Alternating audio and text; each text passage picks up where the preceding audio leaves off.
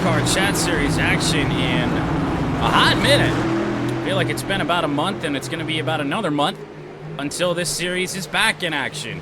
But then it picks up with a stretch of like 3 races in 3 weeks. Brickyard 400 will get underway, and Kyle Busch will lead the field to green.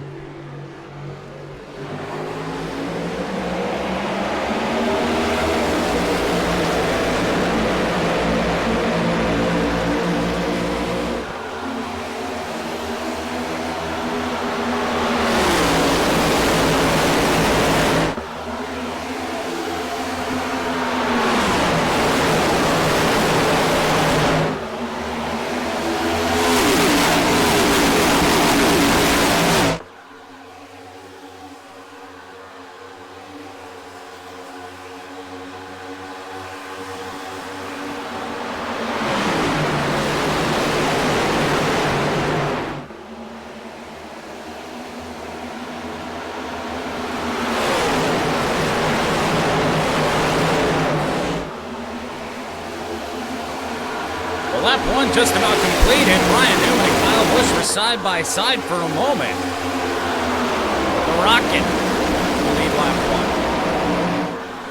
1. Brad Keselowski making moves around the high side, not generally the preferred way you want to do this here. And there may have been some contact between Newman and Busch, I think, in the middle of turn 3. Couldn't tell if they actually touched or not, but it certainly felt like they did, or at least it was very close. There was a reaction of some sort there.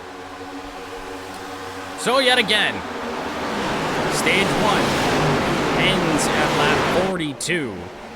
I would believe there's a pit stop in there, but it might be close. It might be a little bit close as Ryan Newman is trying to peace out here early on. Ryan Newman, the Brickyard 400 winner in his time racing for Stuart Haas. And to repeat that here in our NASCAR Chat Series. Rowdy Burns, who's been up front early in some races in this series, sitting right in behind, getting gapped by Newman just a good bit. New look on Brad Keselowski for this race. Touched upon it in qualifying, but for the YouTube crowd after the fact, there it is. Will Power. I fucked up the numbers on the Michigan winner's car. But the scheme's here, so I'm not going to complain too much. Pole sitter Kyle Busch has dropped back to 5th. Strong early effort from Ricky Bobby. Jamie McMurray in a scheme that is about the only thing I could find in terms of what he won the Brickyard 400 in.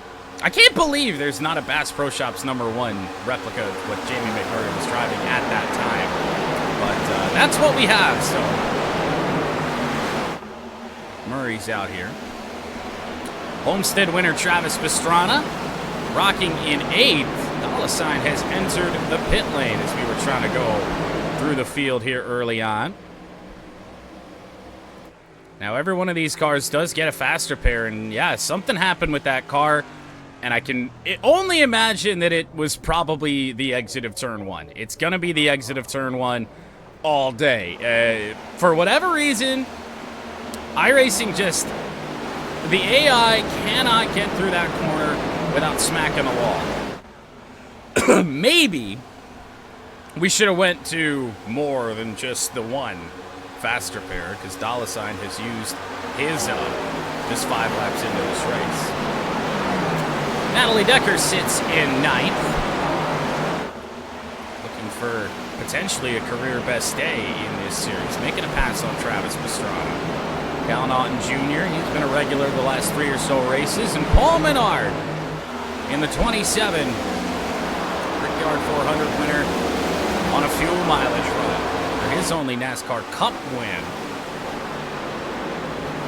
And I mean, Paul Menard is such a meme these days anymore, really even when he was still driving, that it was just too good of an opportunity to pass up putting him in here. Well, we're hoping to not get a repeat of the Twitch Chat Indianapolis 500 that was won by Smee. Haley Deegan trying to make a move on Smee down into turn number 1. Squid was, well, I guess he still is, your highest placing chat car for the moment. But he's dropped 2 spots off the start, and Evo was up in the wall. How bad is it? He should be able to keep going. I don't see anything too wrong with that car. But again, it's out of turn 1. I don't know why they can't make it through that corner. But it's going to be a hot spot for any sort of mistake all day long. They don't even do it coming out of turn 3 here, at least very often. It's always, seemingly, turn number 2, or turn number 1. But anyway, we will continue our through the field. Just a little touch on Dale Earnhardt Jr. sitting in 16th for the moment. Gundy in 17th. We already saw Evo. Your points leader, the 56 of Yo Gamer, who's just been on a crazy run. Really hasn't had a bad race yet. Sitting in 19th, up 2 places from the start of this race. Aiden, I saw a 62, D. Kuzmic up near the wall. Looked like he might have just scraped it, didn't hit it too hard. But Aiden already battling Jeff J-Mac for last on the board in points, despite running just about half the races that Jeff has. Which just is a big indication of how bad Jeff's season has gone. Sterling Marlin is the unfortunate one whose scheme didn't load in. Maybe under a yellow flag we try and reload schemes and see if we can get the silver bullet in the field. I do highly doubt it. Already touched on Aiden, now up 7 places after Marlin made the move. Austin in the 4 is up 5 places from the start of this race. Second, Caleb in the white Michigan State car this week. That is familiar. Franklin. Odd to see a non-chat car back here. Over 92 of Bill Elliott. Because they're all up front. All the chatters are in the back. All the real drivers are up front. At least right now. Ash, or at least in this case, if you look at the ticker, Ask in 26th place. Let's try to get the collection done and miss the typo. Okay. Jeff currently sits 27th. That will not do him any favors in the points. Red Wings, who was first out of the pit lane in qualifying, qualified last, believe it or not. D. Kuzmic down 9 places from the start of this race. Whoa, that was getting dicey over there. We saw him scrape the wall a minute ago.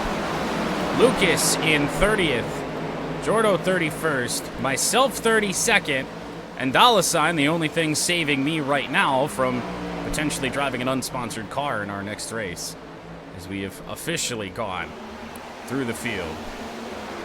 Rowdy Burns is making up a little bit of time on Ryan Newman, or at least he was, ever so slightly. That gap was about 7/8 tenths of a second. We take lap 10 here, got it down to about a half a second, so the 51 is on a bit of a charge. Long race to go, certainly, so all those chat cars in the back gonna have to make good strategy calls to get back up in this. Wow, Newman through turns 1 and 2 got that gap right back up where it was. 7/10 of a second again as Burns was closing in. For the first time today, we're gonna take a ride around Indianapolis Motor Speedway, and we will do so with the 51 of Rowdy Burns in his pursuit of trying to catch our current leader, Ryan Newman.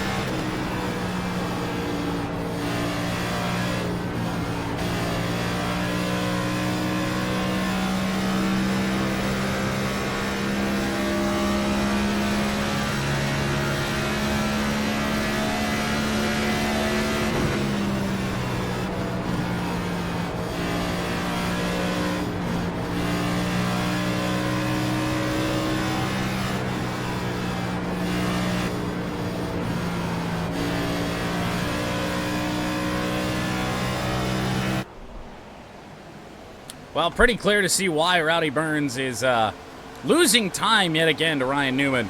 Having to lift in turn 2 and turn 4, that isn't going to get it done. As Newman has stretched that lead back out to about a second. But this is around the kind of race that we did expect. Certainly more stretched out. We go to a lot of super speedways on this current schedule of ours, so race like this might seem a little boring, and maybe right now it is, but plenty of time for things to turn around. I think the strategies are what is going to really determine just how crazy this Brickyard 400 gets. Burns making moves yet again, back to a 0.6 of a second gap. Able to keep that up, continue to run some good corners, then yeah, maybe he can get back to the back bumper of Ryan Newman. However, I wonder if the dirty air is as bad in the Cup cars as it is in the Delaras, because that seems to be what causes a lot. And we'll see, I guess, if Rowdy Burns gets close to the back bumper of Newman here, if maybe that's when he's going to push up into that wall on the exit of turn number 2. You would think it would have a factor, but maybe not as bad as the Delaras. Those cars are just on a different level. I mean, you get right in behind somebody else in those things, and the AI just like to push it up right into the wall. But for the moment, Burns kind of holding strong where he was. We are in lap 14. So the reason that I'm not so sold on a pit stop being necessary in this first stage at all, you gotta think about like a track like Daytona where you're full throttle all the time, and then here you got the same distance around the track to drive, but you do get some off-throttle time, so... And I think the fuel run at Daytona is about 40-some laps. This first stage, only 42. Kind of running single file right now. Burns back a little bit. Estrada looks like he's trying to make a move on Haley Deegan. Not now. He'll duck it back in line. Smee and Tony Stewart in close proximity. Gonna be a lot of focus, I think, on some mid-pack racing today, especially if Ryan Newman just continues to dominate this thing. And here's Smee going for a move on Stewart. Oh, he might get there. No, thinks better of it. Backs out. I would wonder if, even in the Cup cars, you really don't want to be too wide heading into these corners. You really gotta, you might have to try your move multiple times. It looks like to me, Smee's pulling out a little early. He might have a quarter panel on Stewart here. No. Certainly didn't. Stewart was in behind the 60 of Estrada. So far, the only incident that really derailed anyone's day was Pete Dollicide early on. Contact with what you would just have to imagine is a turn 2 wall. Smee is so close. He is alongside. And this time, they will go into turn 3 too wide. Ooh, that got dicey. Smee pushed up the racetrack a little bit. Oh, he's not going to be able to get the move done. Tony Stewart will hang on to 13th place for the moment. The lead for Ryan Newman, about 0.9 of a second right now. And just look at the gap from Dale Earnhardt Jr. in 15th to Evo back in 16th, who was just all by himself.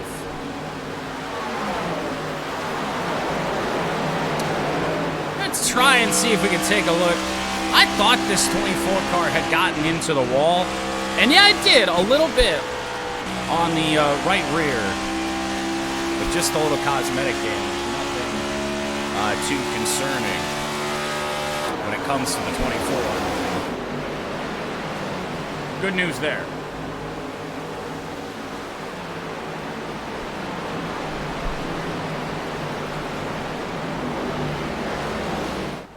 Ryan Newman's lead officially. He's for this current moment 1 second over Rowdy Burns, and another full second back to Brad Keselowski, who's sitting in third place. But a couple of Penske cars from two different series. Keselowski in the 2, Will Power, your Michigan winner, in the 4th position right now.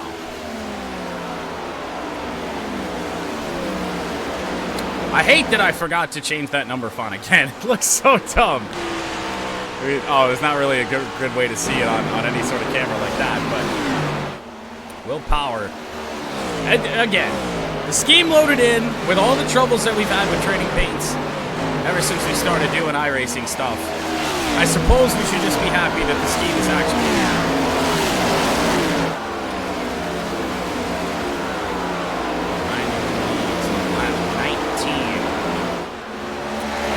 We are about halfway through this opening stage of the Brickyard 400. Take a look and see if it's still a little bit chaotic back in the pack.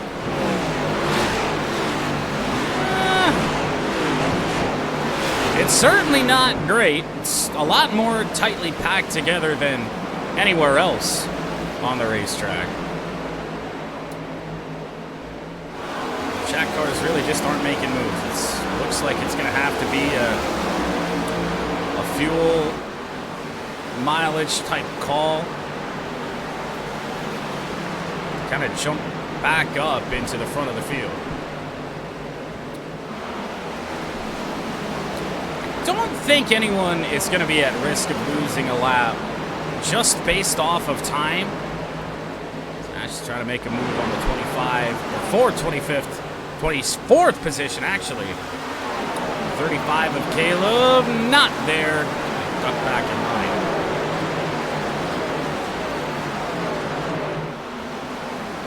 Caleb, I don't know what happened to him. That's just turn 1. Turn 1 is a weird place. Very strange place to be. Evo kind of shockingly holding position right now, and he might be the highest placing chatter at this current moment in time. And again, if you don't count Smee, that is indeed the case. Squid has fallen back to 18th, 5 places back from where he started the race. Be a solid points day for the 24 if that could hold out. Well, and this is the perplexing thing. As always, any of the chat cars do have better driving attributes than any of the real-life drivers, and it's been the case ever since we started doing anything in iRacing, and it's the case here, and yet the entire field is essentially flipped from what the intent was, which is very strange. I mean, we've had races that go this way. Like I want to say Talladega went very similar to this, but that worked almost a little bit too well the way that it was intended. This, I really can't explain. Really can't explain. On board with Evo.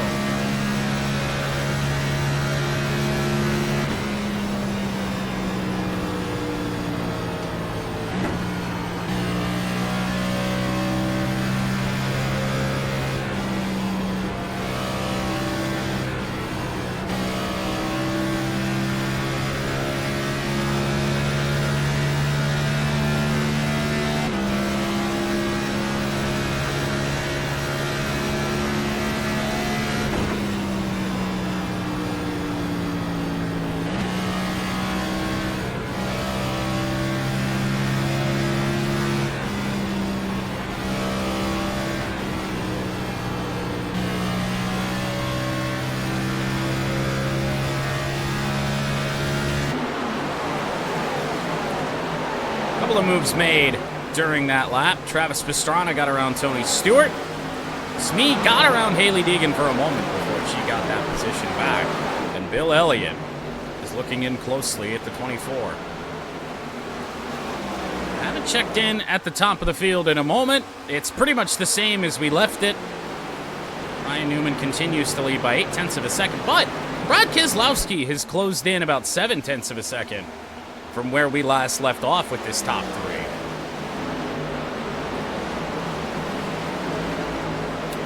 Well, he had.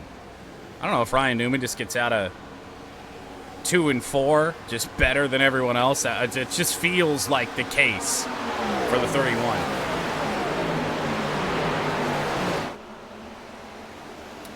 Ryan Newman in his NASCAR Chat Series debut with an impressive showing and led all 24 laps. Well, all 23 completed so far.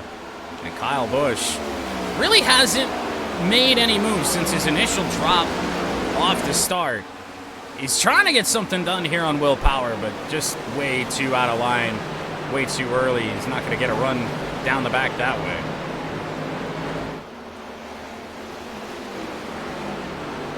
Could have just put him in the M&M's car. I actually wanted to put Kyle Busch in the Skittles car for this race, but there's not a good one, not one I can use on the current model of Camry, which is a little bit shocking. You ran that scheme a lot.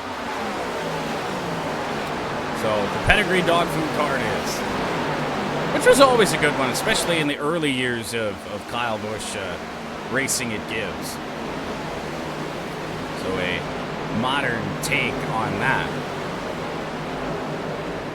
I did not make that one, for the record. It's on Trading Paints. You can find out who did.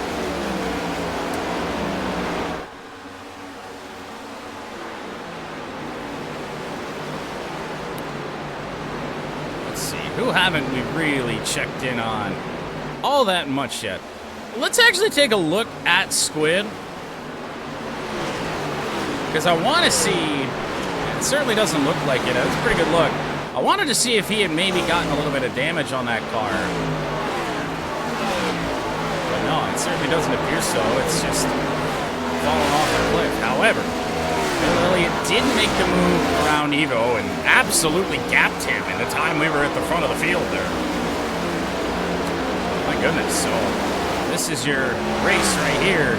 The highest placing chatter at the moment. It's got a pretty good gap on Squid.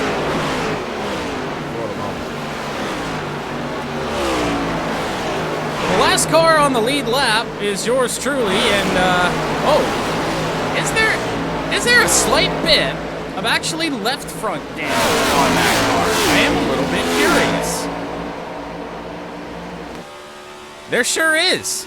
Now that is interesting. I would have bet money on just about any car with damage today, having it be on the right side of the car. We've got left side damage. Wow.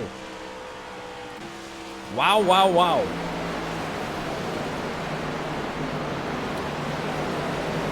Hot and Ouch, known for their speed and cheapness of the food, but not so much the speed part today. Car was slow in qualifying, it's now slow in the race. Cal Naughton Jr. and Ricky Bobby close together, as they always seem to be. I couldn't even rig this if I tried. They're all always so close. Close in proximity. It's been a race where they just were on the same exact fuel strategy at one point or another. All race long. Nobody else was with them. It was just those two.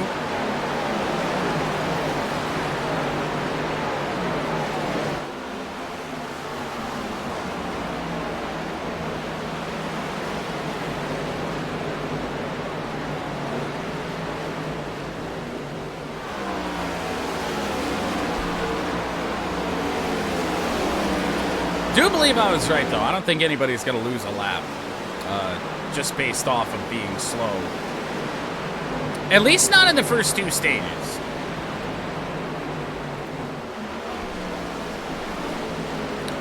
Stage 2 does get a little bit longer, but I don't think it's going to be enough time for anything all that crazy to happen, as Kel Naughton Jr. trying to make a move around Natalie Decker. Ricky Bobby is following in tow there for a moment. Duck back in line as Naughton does the same, but then really overdrives the corner. Might open the door up for his Dennett Racing teammate.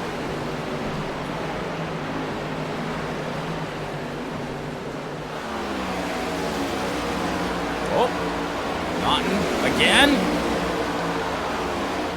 Got the inside here. This for 7th place. Naughton for the moment. Decker coming back on the outside, and Naughton got a little bit loose there, so 21 will hold its position for the moment, but here we go again. With the 47 and the 26, that got close. Bobby to the bottom.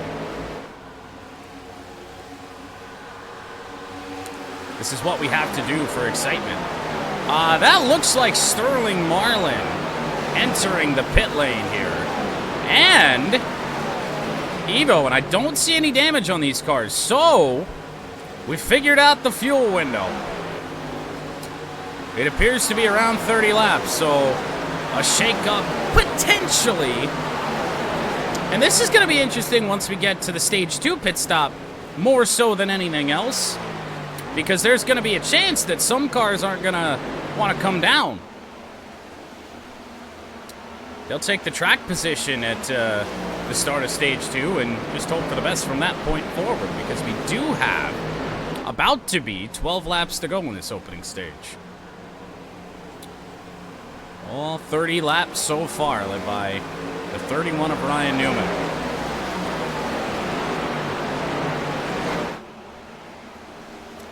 Now, I can't imagine with that many cars pitting at the same time that anyone is not going to pit before the end of this stage. That would just seems like a crazy bit of strategy if you were to try that.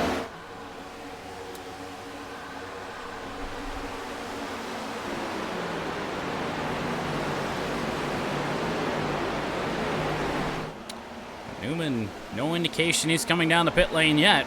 I guess we won't really know until you get out of turn 4. There's everybody just going right past the pit lane. I don't know. Maybe it was a couple cars. Let's take a look at who all came down. Lucas, myself, Evo, Sterling Marlin. And that's it. That really is it. Red Wings. Red Wings came down as well. He came down a lap later. I mean, an undercut is a bold call, I suppose.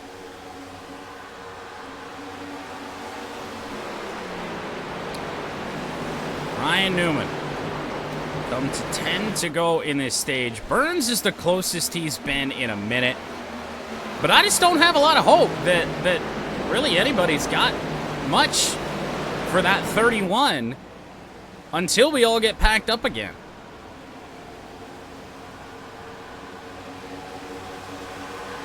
Some cars gets, stay out under the stage break, and the 31 gets dumped back down.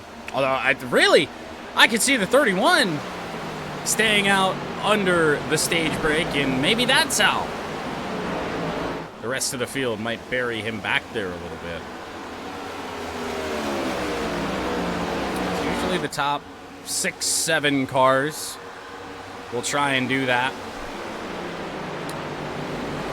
Biggest mover inside the top 10 is in a battle with Jamie McMurray for the moment. But Natalie Decker in the 21 up 8 places from the start of this race. Get that spot immediately right back to Jamie Mack.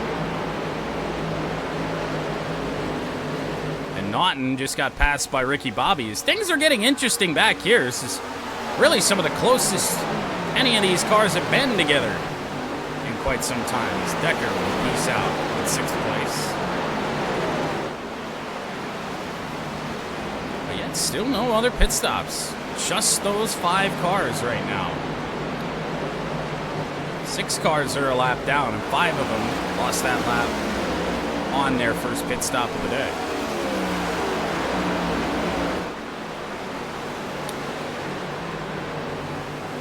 Sterling Marlin and Evo pitted on lap 29, as well as Lucas and myself. It was a lap later the Red Wings came down pit road on lap 30. But then nobody else has made that move, so I guess we didn't get our answer.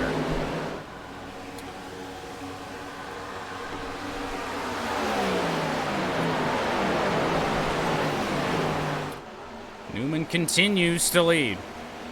We do have a little bit of a battle brewing. Oh, no, never mind. No, we don't. Sterling Marlin in the white car, not for position. I was going to say, nobody's been that close to making a pass for third place since Will Power, and he's kind of about the same gap that he's been this whole time.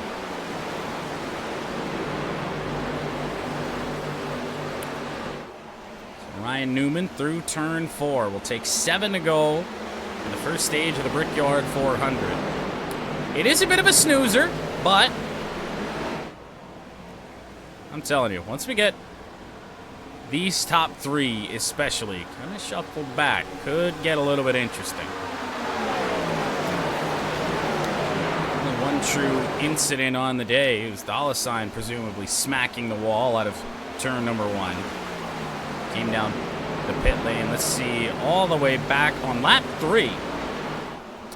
And then we've been clean ever since with no issues. Or at least no major issues. None that have forced a pit stop. We haven't gone on board with the Rocket Man Ryan Newman, who's been seeing just about nothing out of his front windshield all day. We will do that now. No, we won't, because he has come down the pit lane, so let's ride around with Rowdy Burns.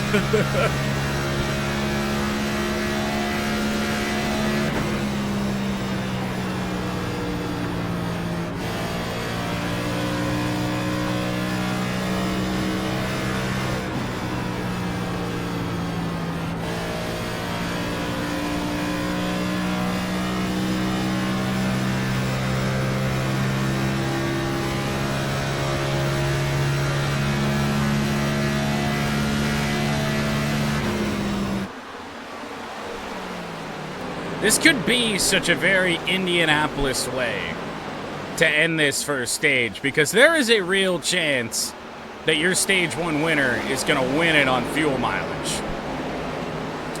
Burns and Keselowski to the pit lane. Will Power, Kyle Busch as well. Jamie McMurray, Ricky Bobby, everybody is coming down the pit lane except... Let's see. Squid, yep, he's going to make that move. Gundy as well. We finally had somebody stay out. It is the 5 car, our mid-season edition in Aiden, who assumes the lead on lap 38. We only have 5 to go in the stage, but can anybody make it? 5 more laps! The 35 was in the wall back there. Caleb smacked it pretty good. However, don't see any major damage there. So everything's okay on that front. So back to your current leader. Is Aiden just been coasting around out here? Can he make it the rest of this stage? I don't know. I really don't think anybody can, especially seeing Newman pit. Gonna get our answer here. Aiden to the pit lane. Austin will follow. Pat stays out. And that's interesting here for Pat, because he will lead this lap. If there's a path back in the points for Pat, who did lead in the early stages, maybe leading a lap and some more later on in the race will help out. I'll tell you this, though. Man, it certainly doesn't look like the 3 cars getting around here very well. Going full throttle is riding just right down the middle of the track. So, an interesting move. I would expect the 3 car to make that move to the pit lane, and then Ryan Newman will assume the lead yet again, because I mean, he's drawing him in. Yeah, it certainly sounds like the 3's coming down the pit lane. And he is. So, barring any late disasters, Ryan Newman is going to win this stage.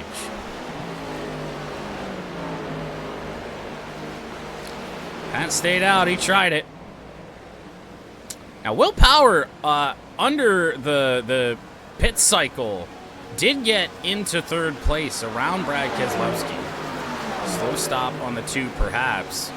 And, I mean, this is the biggest lead of the day for the 31.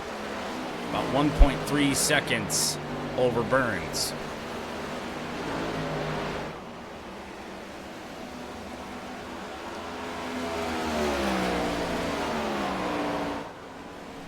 I mean, Ryan Newman would have to hit the wall or something.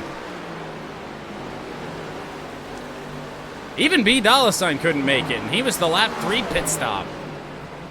So he's going to come down. That could be even more catastrophic for his race. He's probably going to be multiple laps down. I mean, he is going to get lapped right about now.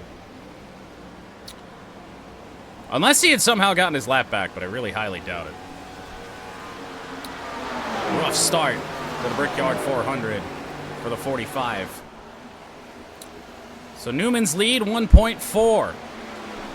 2 to go in this opening stage. Dollarsign has already left his pit box, so no additional damage there. He was back on the lead lap. Well, not for very long, as Newman has already made his way around him. Hasn't left the pit. There he goes. Now he's left the pit lane. I was going to say, might lose a second here. Not the case. Final lap in stage number 1. Taken by the car that has led every single lap. And man, what a, you know, the late jump up the leaderboard in qualifying for Ryan Newman. And then it turns out that so far he's the fastest car on track. Found something late in that qualifying session, and Kyle Busch has only gone backwards since the start. Now 5 places back from his pole position. So by 1.4 seconds, Ryan Newman through 3 and 4 for the final time in stage 1. Will come around and in his NASCAR Chat Series debut will win the opening stage here at the Brickyard.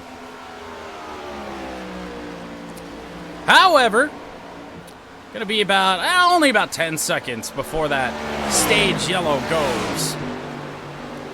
Should get it any second to make these results official.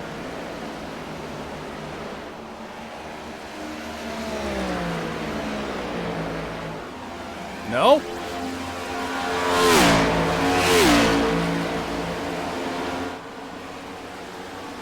No? Are we not getting it? It says positions 8, 9, and 10 haven't become official yet. So I am rather confused. I might just have to throw the yellow myself since it doesn't seem to want to happen.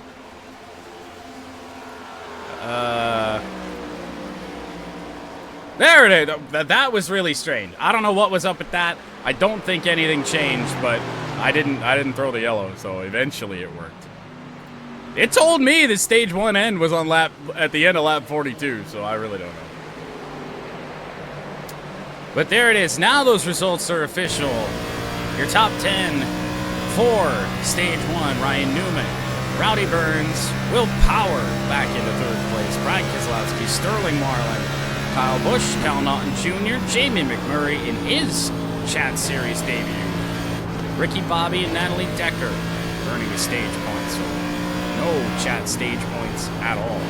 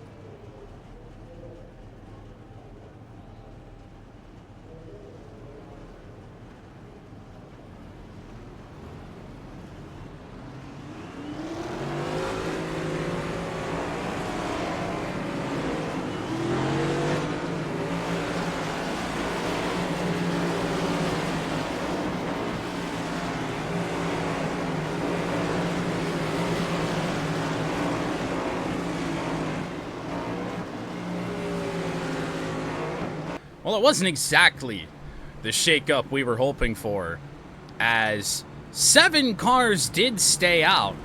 Leader Ryan Newman was not one of them. Will Power, Sterling Marlin, Dale Earnhardt Jr., Smee, Bill Elliott, Tony Stewart, and Red Wings stayed out under the stage break.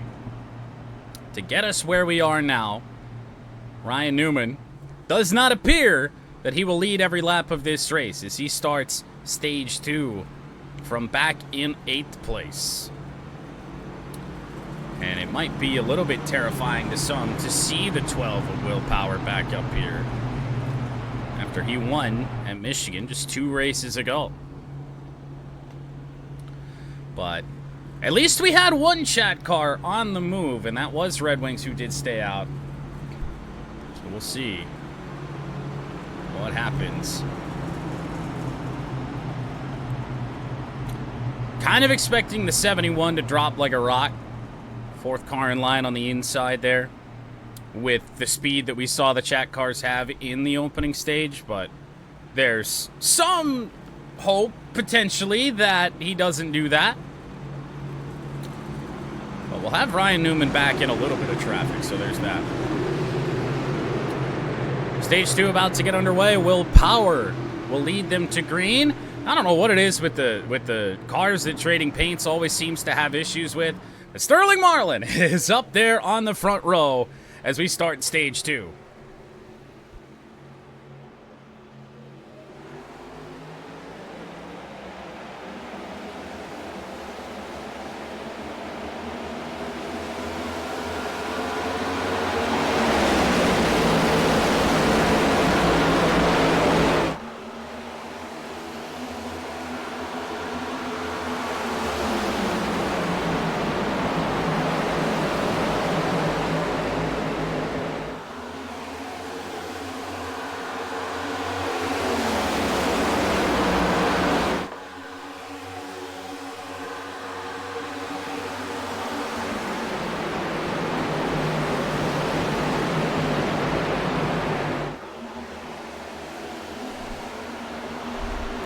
Well, through turn 4 here, who will lead? The first lap not led by Ryan Newman all day.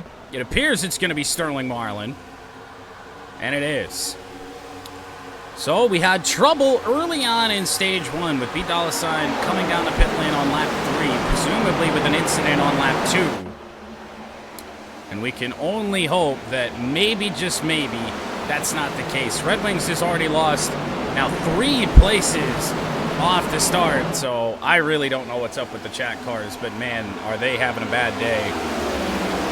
Maybe it'll be a Paul Menard type situation. So with the 40, we touched on it in qualifying, you can see that it is a silver car, and you can see the outline of a Coors Light logo on it. But and then back to it only half loaded in. So, interesting when it does come to the 40. Ryan Newman has not made up any places off the start. He's still back at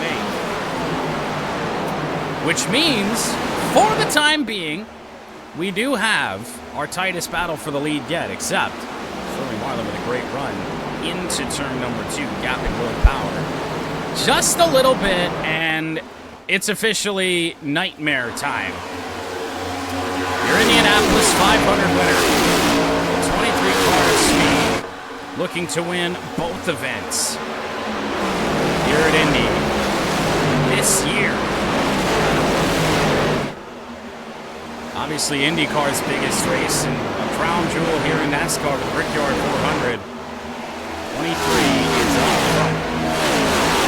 And this is another car that after the Indianapolis 500 in which he won, Smee was running at the same levels as the rest of the chat cars. Well, after that, I turned it back down to the rest of where everybody else was. Oddly enough, that's helping the rest of the non-chat field today. On the bright side, Red Wings seems to have it figured out. He did gain one more spot back up from where he was back into the 9th place. And I mean, the 71 is pretty well behind in the points race. But a run like this could certainly get you back up there, especially if you're going to score some stage points to go along with it. So the 71 is going to be an interesting car to watch the rest of the day, as most of the chat field is still back in that mess. A little bit less of a mess now. It looked quite messy out of turn 4. But there are no chat cards from Red Wings in 9th all the way back to Evo in 18th. And off the restart, I don't know if anybody else saw that, but the 27 of Paul Menard did not get going. Stacked up the outside lane, kind of mid-pack. What a disaster also for Rowdy Burns, who finished second in the opening stage. He's now down 12 places from where he started this race back in 16th. So, I don't know, maybe that was the shakeup that this race needed. Ryan Newman isn't falling back necessarily. He has gained 1 place ever so slightly, but Bill Elliott on the inside trying to get that place right back. That got a little close there. Oh, Jesus. 94 got loose. But every car on track is on the lead. Actually, every car that started this race is on the lead lap. As Dollarsign didn't do the usual stupid get the free pass and then immediately come down the pit lane and negate everything that you would want to get back on the lead lap and pit for no reason. We did have a lead change. Will Power to the front, got around Sterling Marlin. Tony Stewart sits third, Smee in 4th. Dale Jr., Brian Keselowski, Bill Elliott. Ryan Newman back to 8th. The 94 got back around him for the moment. Pole sitter Kyle Busch, 9th. Jamie McMurray in 10th. You know what? Let's head back to Jamie Mack and take a ride on board with Bass Pro Shops #1.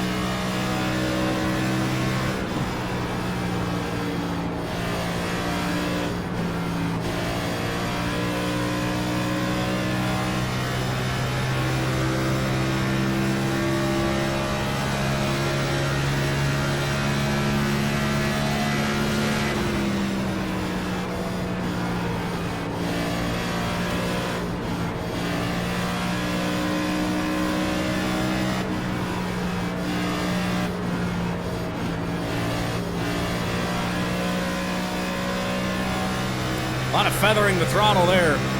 Not exactly what you want to see. Well, if you're Jamie McMurray, you don't want to see it. What does this camera do? Is this something that... Oh. TV spectator cam. That's interesting. TV static. Oh, we could get away with the crank it up here today. We probably will do that at some point. Just not right now. So Will Power, 0.5 of a second up on Sterling Marlin as the front of the field is getting separated again. Take a look at some pit strategy for these guys. Sterling Marlin, who sits second, he came down on lap 29. So he's probably going to have to pit about the next 14-ish laps. That's probably the max. He was one of those 5 cars that came down between lap 29 and 30. Myself included, but then I just came down the pit lane during the stage break anyway. Decided to go sit back down there in 23rd place. But hey, in front of YoGamer, that's all anybody needs to see. And I mean, YoGamer, even when every other chat car is having a bad day, he was still one of the highest runner-up finishes. I don't remember what race that was, where all the chat cars, probably Michigan, actually, come to think of it. The 56 really hasn't had a bad run yet. Right now, that would certainly be the case. Not a very high points-paying day, sitting back in 24th. Problem is, there's a lot of guys that would love to make up ground sitting in behind. Pat, 30th, Caleb at 28th. I mean, everybody would love to gain ground on on the 56, but just hard to say. I mean, especially the big ones, like Caleb and Pat, who are up there in points with him. I mean, they need to get around the 56, gain something.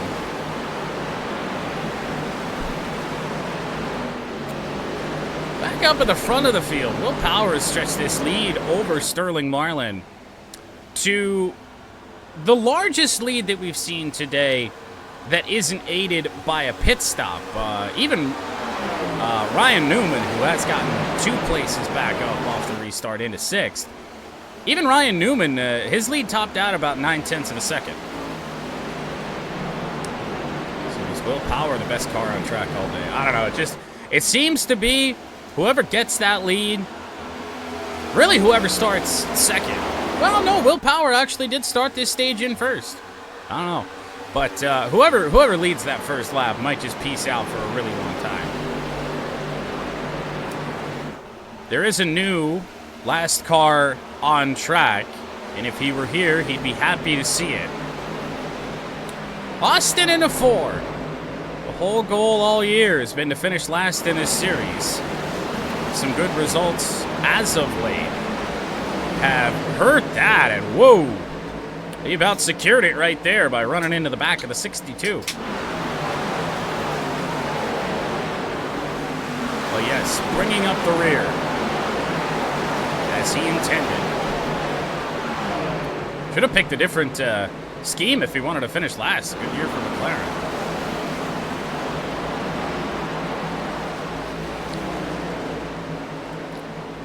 Chat battles going on right now, yes.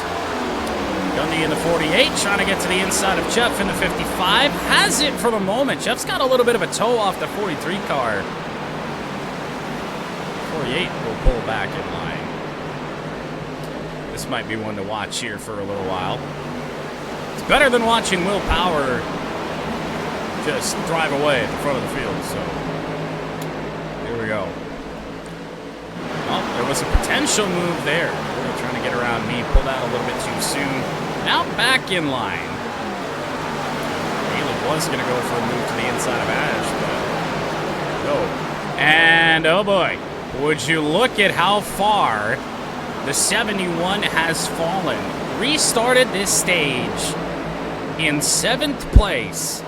And now, as far as I can tell, with no damage, and no, there isn't, the 71 is right back here with the rest of the chat cars. I really can't explain it.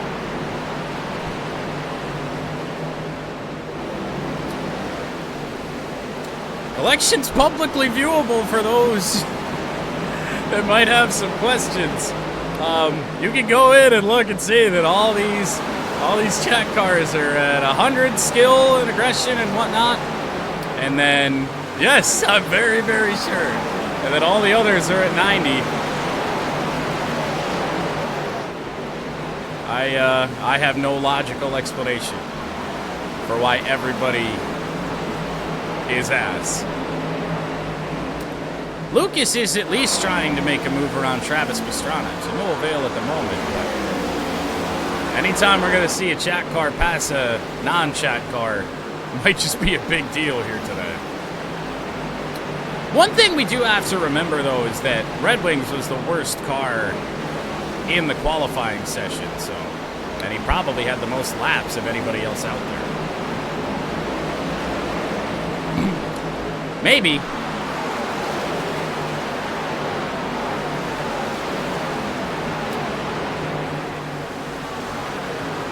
You wouldn't think so? I mean, well, it could.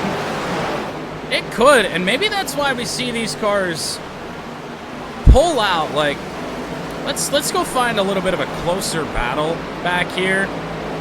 Like, let's watch. Well, maybe this isn't a great example, but I was hoping to. Even that right there was Squid. Just that move to the inside, but he could have just stayed back there and gotten a little bit more of a toe, that lane movement. And then a shallow entry and wash up the track. Yeah, that could very well be it.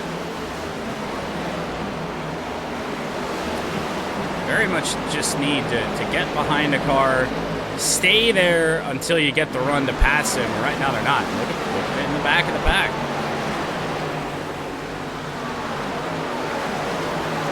Side by side, but you just don't see a lot anywhere else in the field.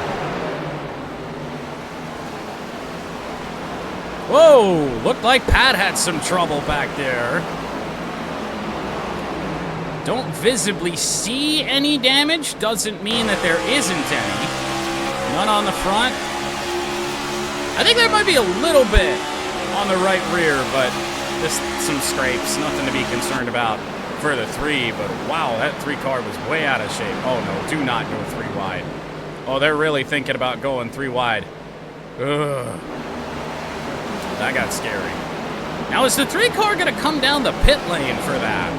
I wouldn't think so. And no, he does not, even though he had every opportunity to do so if he wanted. So who is your highest placing chatter at the moment? Kind of the guy that's been in that spot much of the day. 24. But we've seen this battle at times, and it never really goes well for Eagle's car. And he's kind of riding down on the bottom. Thinking maybe for a second he was going to come down the pit lane, but it'll be too wide into turn 3. Pastrana just kind of backs out. Oh, Eagle not clear. Pastrana got a decent run out of 3.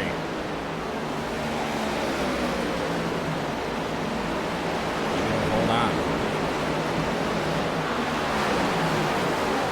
So now back up to the front of the field with the 40 car of Sterling Marlin. And again, lap 29 pit stop.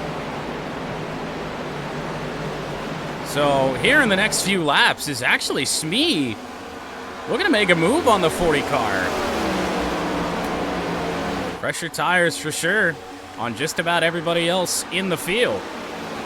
Stewart going to try and follow his Toyota teammate right in behind the 40, or right through the 40, but cannot. I think the sooner the 40 car pits, the better it will be for him. And now, granted, I don't know if it's a chat thing, because I certainly saw the 88 of Dale Earnhardt Jr. pull out way sooner to try and get around Tony Stewart than I would have done personally. Now he's all over the back of him, but you need to get a little bit of a run before you try and do that, because we've seen a lot of that happen, and it just not work, and that's why these cars have to try so many times to get around someone. I feel like this is the reason that we went to the road course in the first place, is because these cars just couldn't pass here.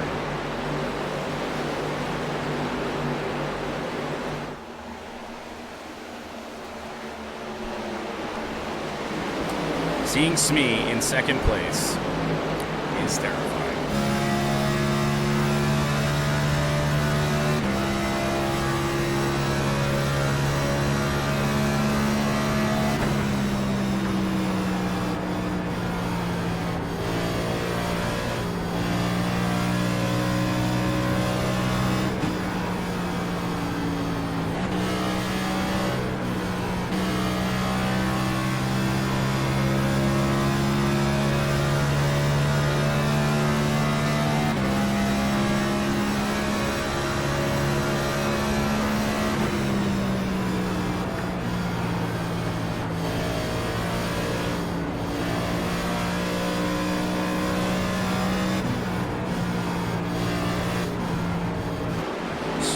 So we heard what it was like with Smee around the racetrack. Let's go back and ride around with Ash as well this next lap to just try and listen and see what the chat cars are doing differently, because that didn't even sound good from Smee, and he's the second place car here.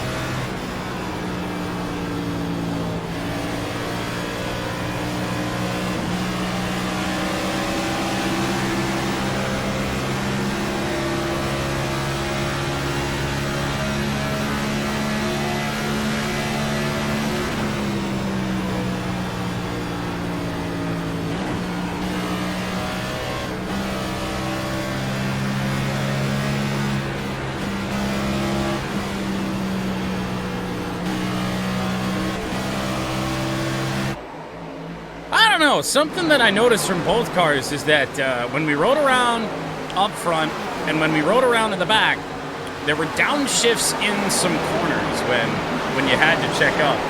I don't even really know why the AI would bother with fifth gear. That move for Sterling Marlin was made. We were expecting that. So Sterling Marlin to the pit lane. Strategy only worked out so well. Maybe a bit too early to try and make a move like that.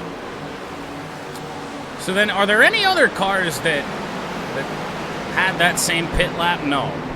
No, everybody else came in under the stage 1 break.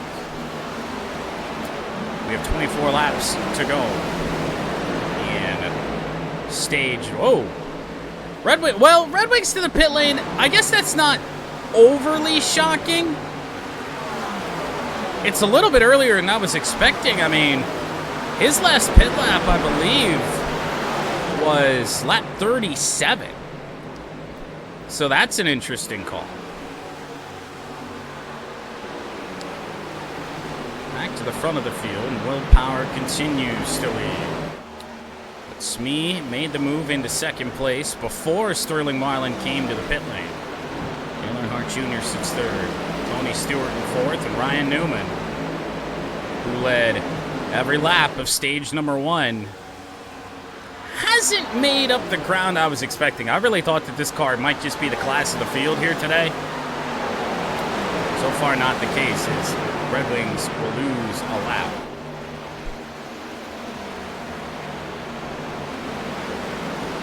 Sterling Marlin might luck out.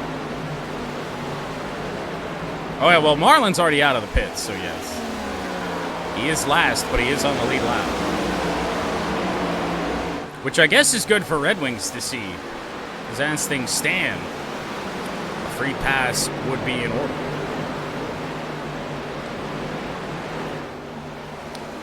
Oh yeah, no, it's not the stage 2 I was expecting. The 31 of Newman.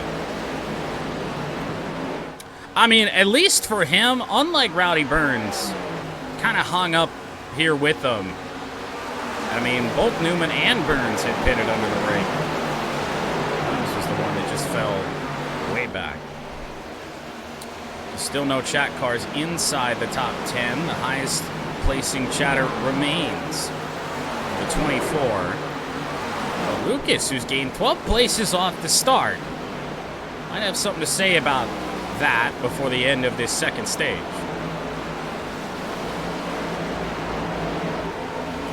So we can expect pit stops on just about everybody else here relatively soon. And remember that the top 4, I mean, they pitted on lap 37, then the stage break cars, they pitted on lap 45. So pit road's going to be pretty active here down the stretch of this second stage.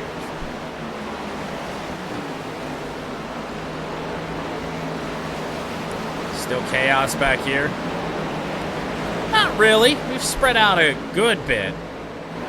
See, there goes Caleb yet again. That early move. Straightaway is so long, you can certainly sit back in a little bit longer and get a bit of a better run. But 35, I guess, just did not want to.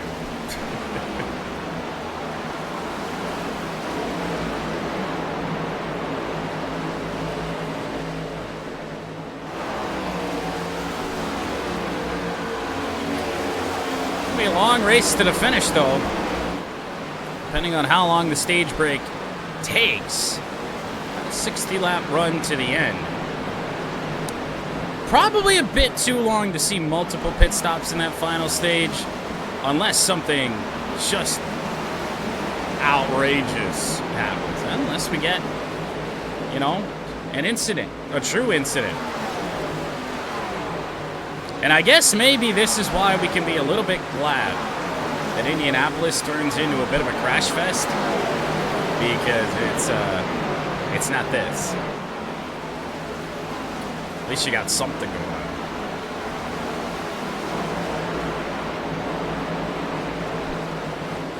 Yeah. I mean, hey, Austin's making moves, though. up a couple places from where we saw him at the tail end of the field.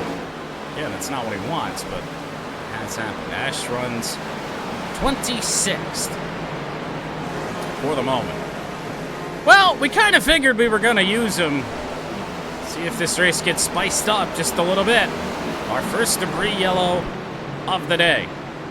One of those remaining, and I'm almost positive it's going to get used. Comes on lap 75 with Will Power, your leader. Smee in second. Dale Jr. in third.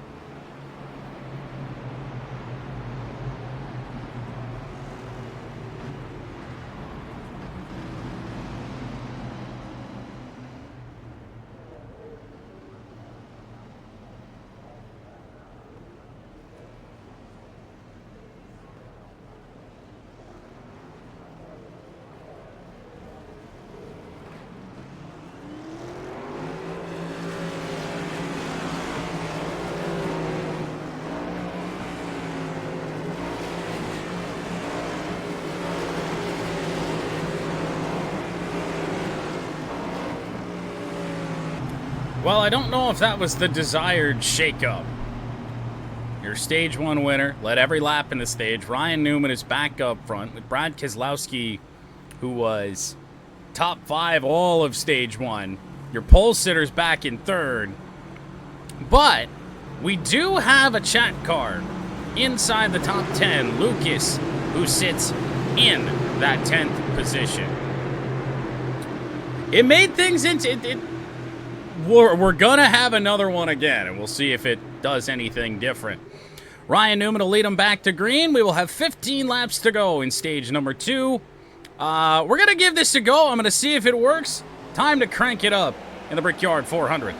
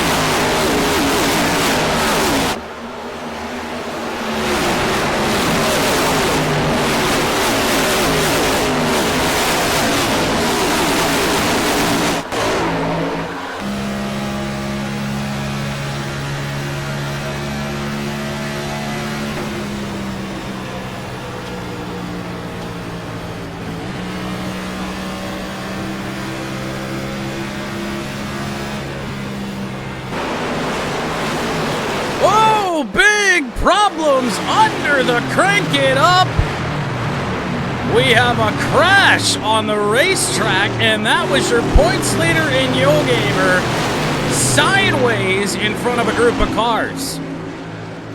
So what happens to our points leader? Oh, contact with Bill Elliott. I think he sent Elliott up into the wall. He tried to stay off the wall.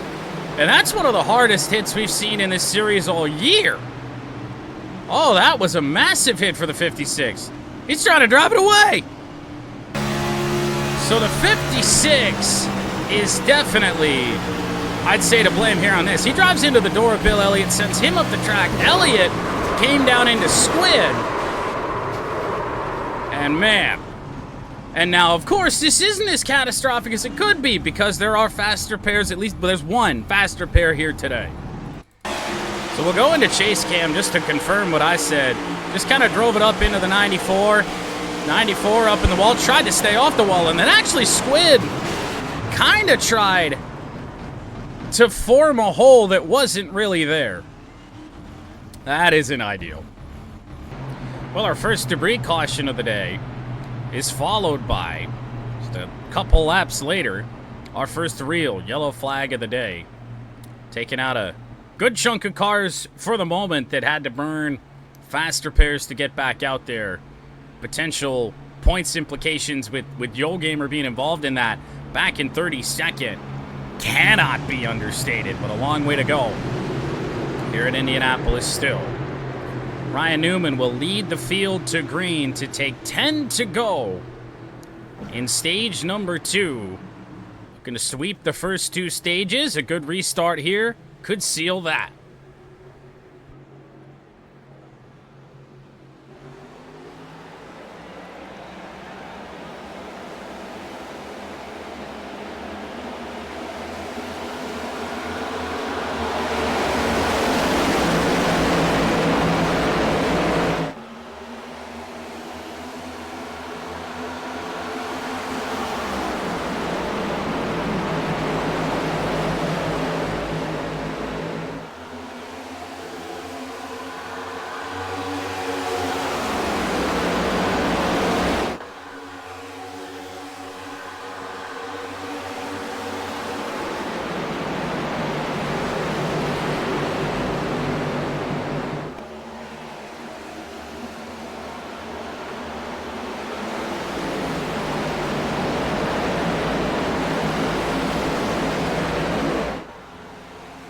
Well, so much for a good restart for Ryan Newman.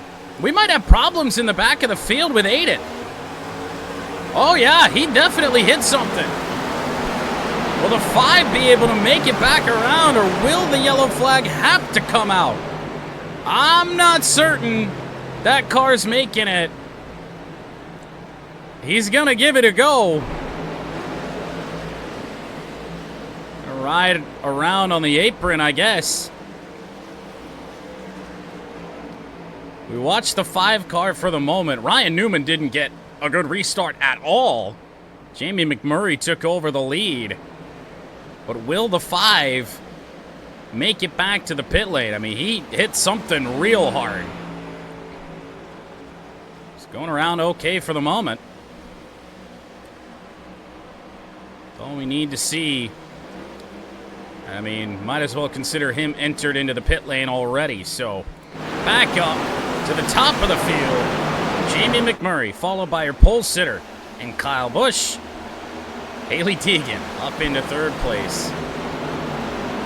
We do have some chat semblance inside the top 10. Myself and Jordo are up here. Smee close behind, and even Caleb trying to fight to get inside the top 10, earn some stage points. I don't know what kind of strategy we pulled off, but for the moment, it has worked.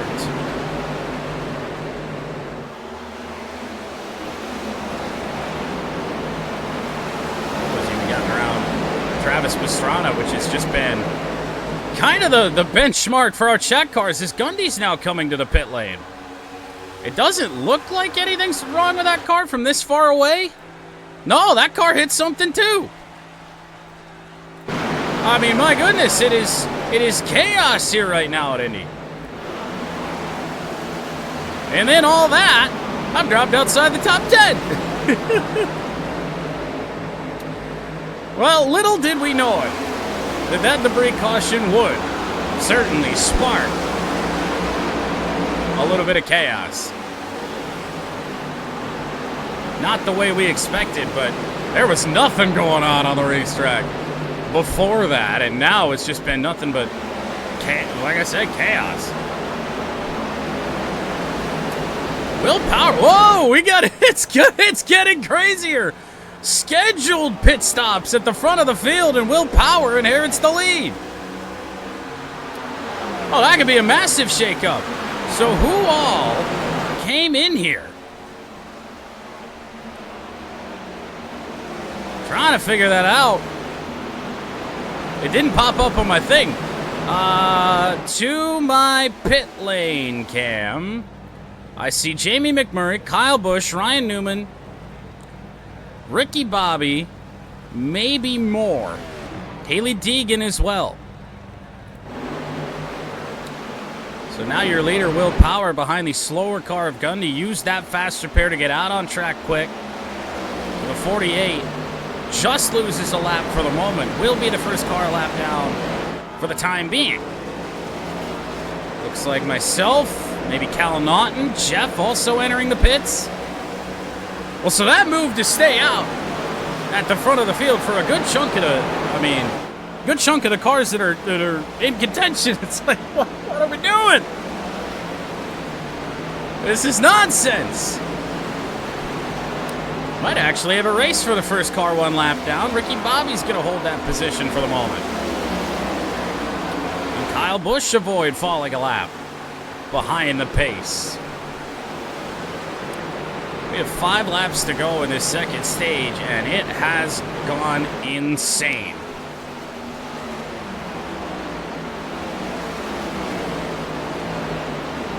And yet still, only 4 cars are a lap down. Something happened to Dale Earnhardt Jr. that he was in the pits for a long time. We missed that. I guess he was involved in that accident that caused our first yellow flag of the day. But I didn't think he got the worst of it, but apparently he got a pretty good chunk. So he's 3 laps down. His day might as well be over. I'm going to fall a lap down. Slide up in front of Ricky Bobby. Or at least try. Nope. Side by side, and the 26 is going to get by. I might be driving the turd herder at our next race. Not good to see. Will Power, pretty good gap right now on Tony Stewart, who sits second. But a couple of lap cars acting either as a buffer or a potential aid to Tony Stewart. I don't even know who's racing who at this stage. I mean, this is just chaotic. Look who's up into 4th. Caleb in the 35. Who's got front end damage? We have lost all cabin pressure at the end of stage 2. I'm telling you. What we saw with Will Power at Michigan, that front-end damage might be of an aid.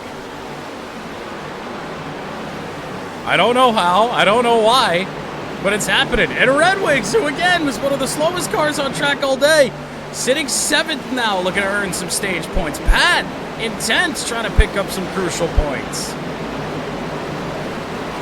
And where is Yo Gamer? Up to 18th! At 56 with the fresh tires after the faster pair making moves. Now granted, pit stops aiding a good chunk of position gain, I would say. But Will Power, your leader. Pits are closed now for stage 2. Kyle Busch has actually gapped Will Power a good bit. This is going to be really wild, I think, to see how stage 3 begins and who's going to be up front and who won't be.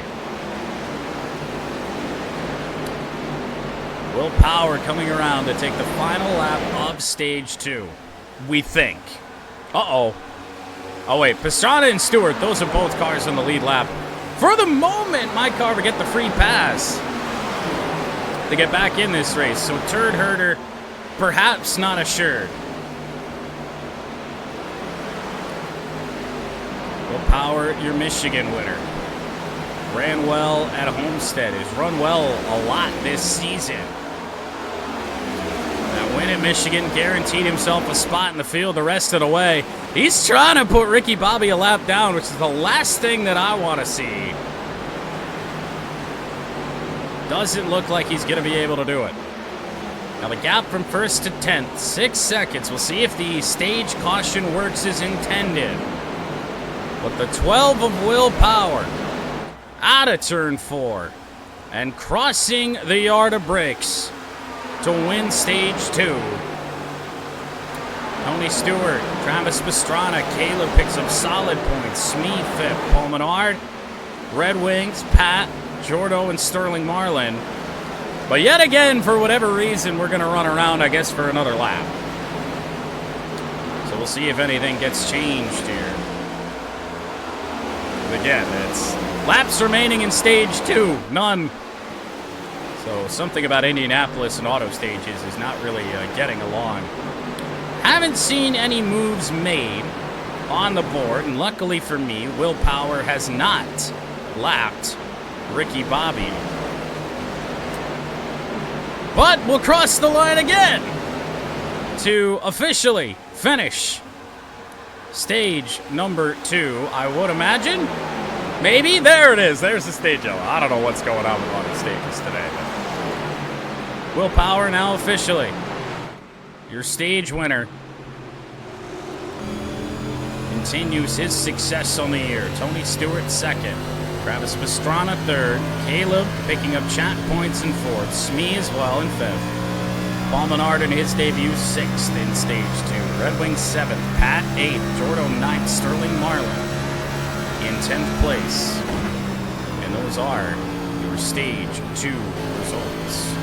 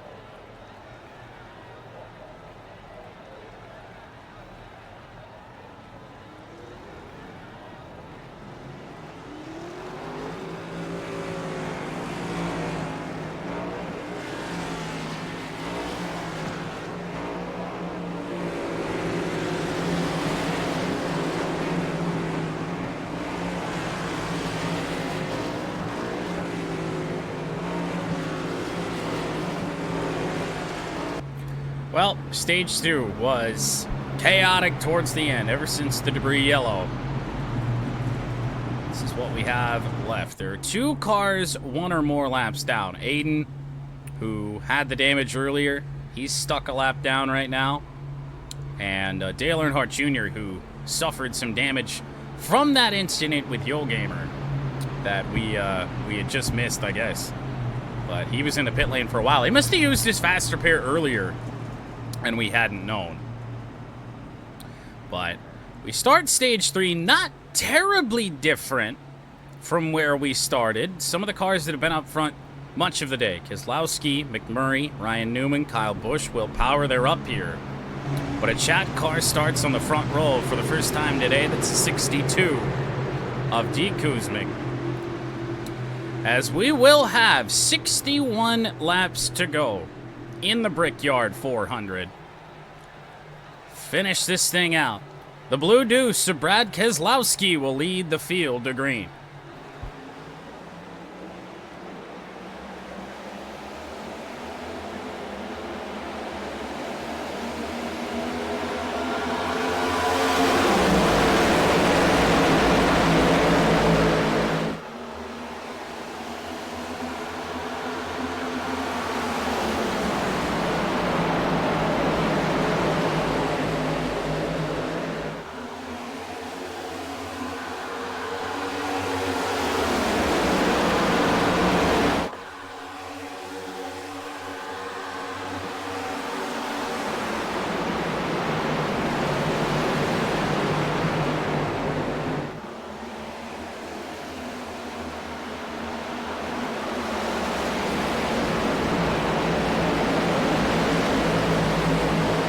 For the first time since Pat, in the middle of a pit cycle, a chat car is going to lead a lap. D. Kuzmic leads lap 100. But Brad Keselowski and Ryan Newman, 2 of the fastest cars all day long.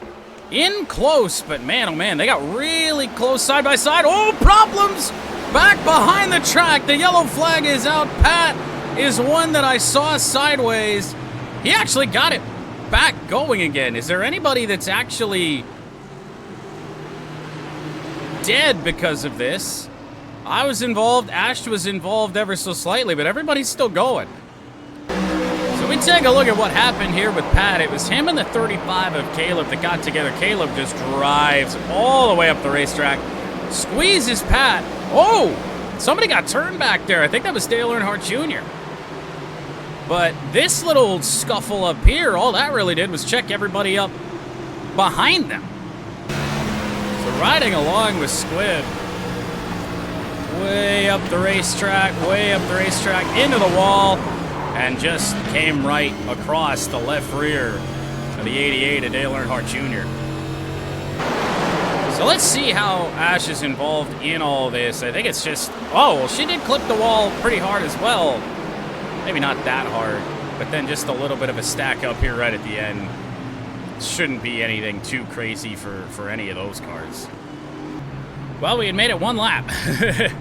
One complete lap into stage number 3 for a second incident yellow of the day. And you can't imagine that's what the 62 of D. Kuzmic wants to see, because these restarts, if you're on that front row, whoever's getting away from that front row, I mean, we've seen one pass for the lead all day that didn't come on the first lap after the start, the initial start or the restart. So this first lap for these two, Keselowski and D. Kuzmic, very, very important as we will head back to green on lap 105 of the Brickyard 400.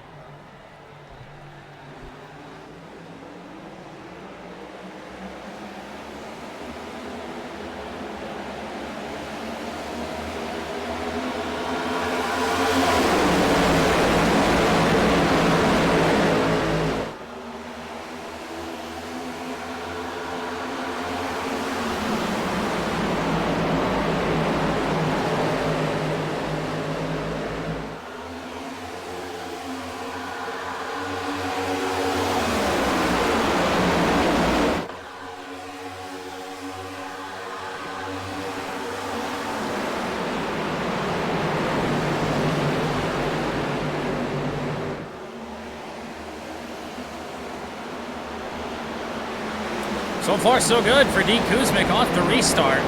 Now the 2 and the 1 look like they're getting a hell of a run down the front here. The 2's kind of stuck in behind. He's going to try and make the move. Smee behind the pack is in trouble. He's stopped on the racetrack. No yellow flag by the game, so we're going to have to throw one ourselves. We got a car stopped in the racing line in turn 4 there. I have no idea. Are we still racing? We are. There's the caution. Okay, good lord. I hit the button. I had to hit the button twice. I don't know what that was all about, but Brad Keselowski did make it around D. Kuzmic. Well, let's figure out what happened to Smee. Stacked up, and Red Wings punted him hard into the wall. Pat caught a big piece of that. Might have caused a little bit of a stack up. Looked like the old gamer picked up more damage. Up high lets everyone else get by. The right front's not moving. And then Smee can't even just limp it back to the pit lane. It's unfortunate for the 23, but it's Smee, so who cares? We'll go on board with Pat as Smee is wrecking in front of him. And yeah, he definitely hit decently hard there. Looks like he kind of caved in the front of Pat's car just a little bit. I mean, the 3 is likely already used the faster pair, so might just have to live with that. Rest of the way, looks like he's still getting along just fine. Well, Aiden finally took the free pass and did not come down the pit lane like he did last time. That leaves one car multiple laps down, and that is Dale Earnhardt Jr. We are about to get stage 3 going. Yet again, Brad Keselowski, G. Kuzmic, yet again the front row. They've been alternating the lead for all 9 laps of stage number 3. Been a chaotic one. Aiden rejoins the field right at the back and just in time to get stage 3 back underway.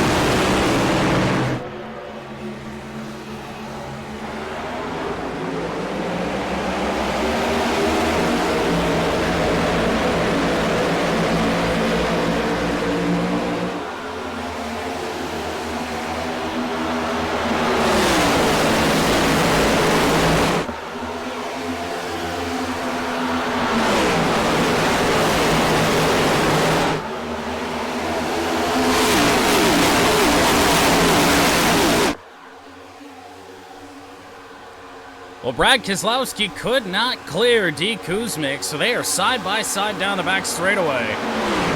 62 for the moment. Might have that move done. Brad looks like he checked up a little bit. Oh, boy! There was a lot of contact in the back for the moment. We stay green. Caleb in some trouble. Let's take a look at the 35. He's still going, which means, sorry to Caleb, but if he can make it back around, protocols that we've established. We will stay under green as long as that 35 car does not stop on the racetrack.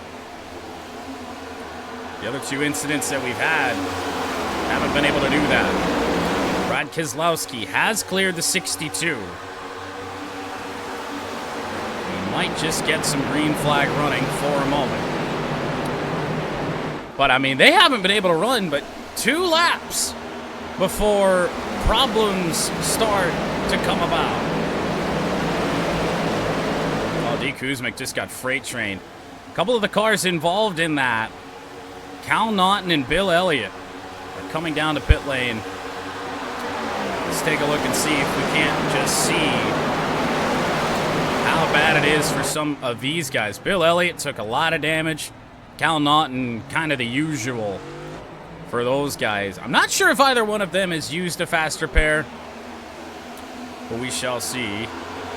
The 35, I don't think has made it. He just made it to the pit lane right now, so at least in terms of what we've been doing, it's the right call to leave it green. So Keselowski and now McMurray, your top couple. D. Kuzmic has fallen all the way to 6th. He is the only chat car inside the top 10.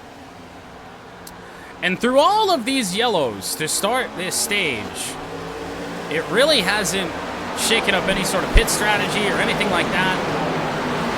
I did look like I thought I saw a lot of damage on the 45 of B. Dollar$. He's definitely got some right front damage. Ash Pat flirting with the wall again. Turn 1. What you gonna do? I don't know why iRacing got that so wrong. No matter what the cars are that are running here, it always seems to go that sort of way. It's the hot spot. Everything that happens in terms of an incident, really all day, has been in that corner. It's like they forget to finish off the corner. They just drive straight into the wall. I don't get what the plan is. Kuzmic back to 7th. Ricky Bobby trying to make a move on McMurray in for 2nd place. He's going to try and make it stick. Murray drives in a little deeper. And the 1 car will hold that position for the time being.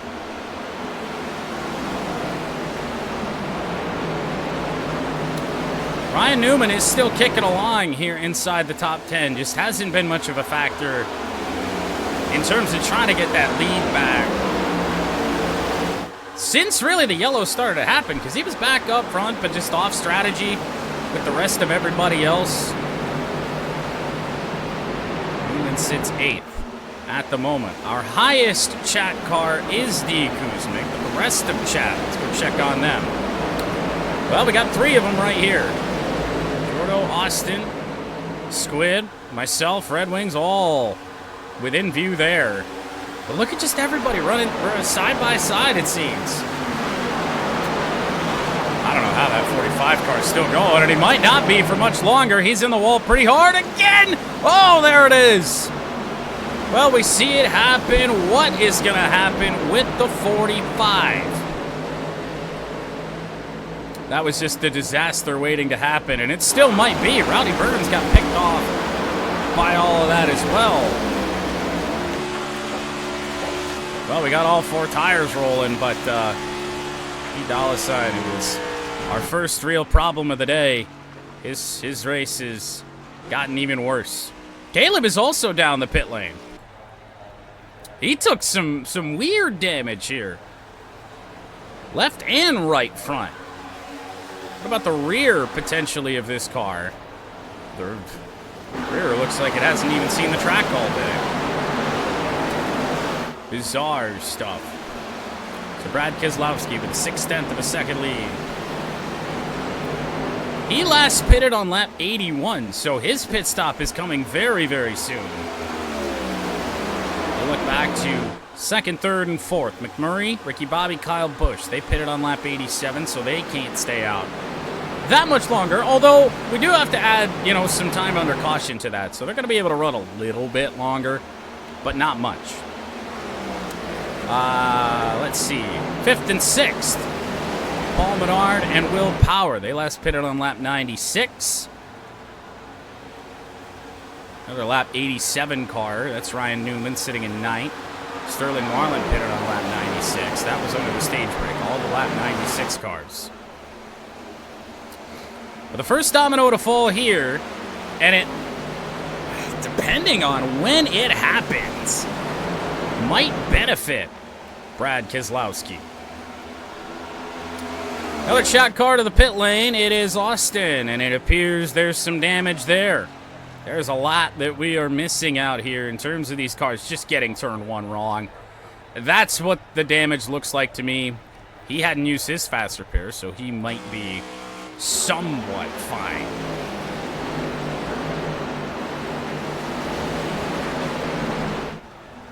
Pretty much any car that's going to pit that isn't Brad Keselowski right now, you can pretty much assume that it's damage.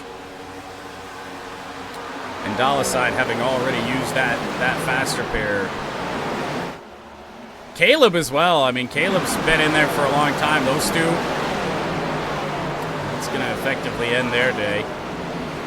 Bad points day for cars that really could have used a good one. Tony Stewart went off track. He sure did. A lot of just dirt and all sorts of shit flying out from the 20 car, presumably from cutting through the grass.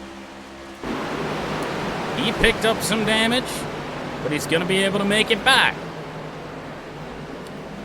Don't get too attached to anywhere or anybody right now in terms of positioning. But we stay green. As Stewart will make it back to the pit lane. Brian Keselowski leads from Jamie McMurray and Ricky Bobby. Paul Menard. Paul Menard is in dangerous positioning for everybody else here, because he could Paul Menard us all. In the most Paul Menard way possible. Bill Elliott even passed B. Dollicide on track. That 45 might be the last car to finish, because of course Smee out of this race after his right front damage.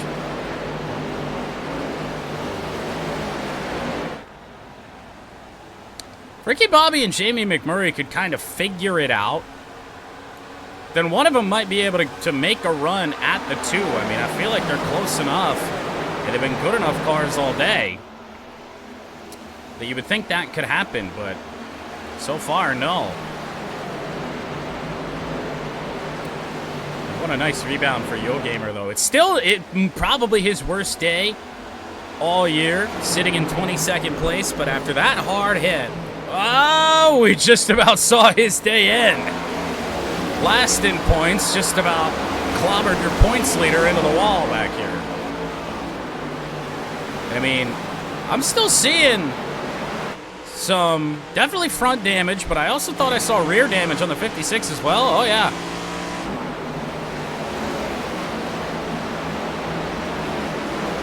It's not going to be a great points day. Might get caught a little bit. Any more problems and could make for a real bad day. Not enough to the point that I think we're going to see a change for the points lead. But anything's possible here down the stretch at Indianapolis, because these cars out back here are all over the place.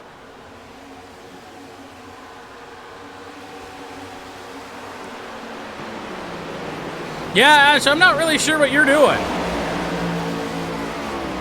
The car's in good shape, but can't really say what's going on here. Caleb is back out on track, 9 laps down. the only one that's going to rival him potentially for last finishing car. I think it's dollar sign at this rate.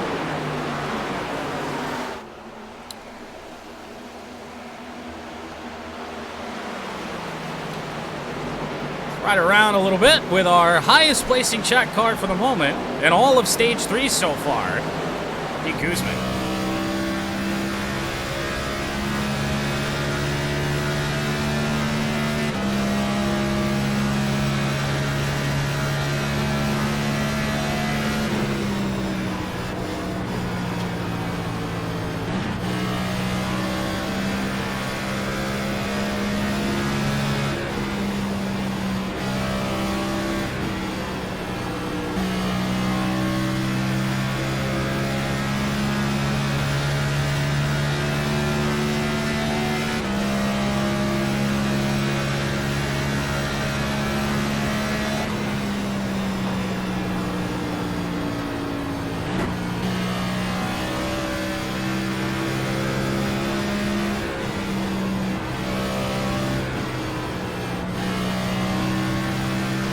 Are we predicting the Ash comeback of the century?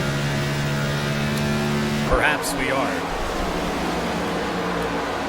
Still not much of a fight for the lead at the moment, but any lap now, we are expecting Brad Keselowski. It's over 40 laps since his last pit stop, but again, you had the stage break in there. You had, 2 or 3 yellows to start this third stage. So he gets the little bit of benefit for that, which is going to make it that the 2 car should be able to make it on one more stop. And really everybody should. That I know of. The only one that might not, I guess myself, technically. I already pitted once here in this third stage, under that first yellow flag on lap 102, as did Aiden. Right, Keselowski closed in upon just a little bit, and look at that. A 4th car has joined this top group, and it is the 27 of Paul Menard trying to make a move on Ricky Bobby. Who would have ever thought we'd see the day? Paul Menard might pass the 26. Caleb has made a pass on B dollar sign as he still sits in the pit lane, so more than 9 laps down, it appears, for the 45. I'm amazed that car didn't park it. That thing has seen a lot today. Stage 1 winner Ryan Newman sits 8th. Stage 2 winner Will Power in 6th. Kuzmic just barely hanging on to a top 10 position right now in 10th. Haley Deegan, the next closest car with a couple of lap cars, Caleb and Dale Jr. Whoa, there it is. Change of the lead as Brad Keselowski will come down the pit lane. So, mark that down, because then these top 2 and Kyle Busch in 4th, their pit stops should be coming here in about the next 5-6 laps. But I think you pretty much guaranteed your way to make it to the end at this point in time. Granted, we did see some cars in Stage 1 pit 30 laps into a fuel run. 5 cars made that one. It didn't pay off for a single one of them. I mean, I guess maybe it did for Sterling Marlin. But that's really about it. He is running top 10 in the Silver Bullet that isn't the Silver Bullet. D. Kuzmic to the pit lane. Give a quick check-in on him, just to make sure that there isn't damage. I don't see any from back here. Nah, that should be a scheduled pit stop for the 62 car. So Jamie McMurray, your leader for the second time today. Paul Menard was into second place. Ricky Bobby back around the outside. Jordo's crept into the top 10 during this pit cycle.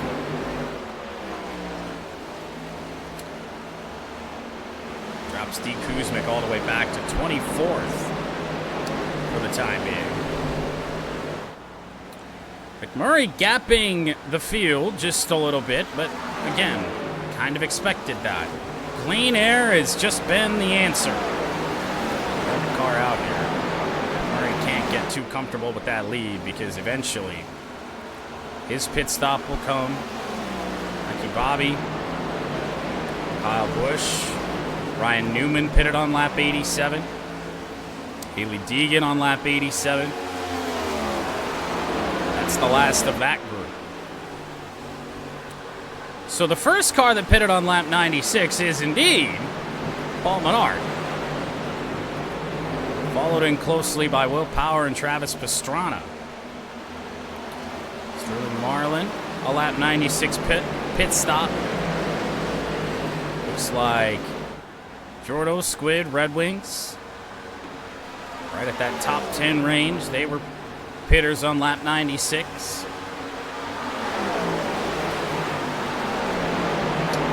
Keselowski, his worst positioning of the day back in 24th place. But I think that 2 car is shaping up real good. D. Kuzmic, Cal Naughton Jr., Tony Stewart, and others. A lap down at this stage. Another check-in on your points leader, wherever he might be. Top 20 for the moment, sitting 19th.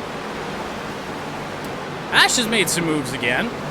Back up to where she started this race in 22nd place.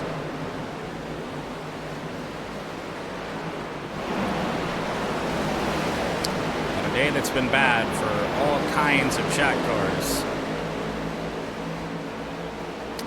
Not much to be gained out here today.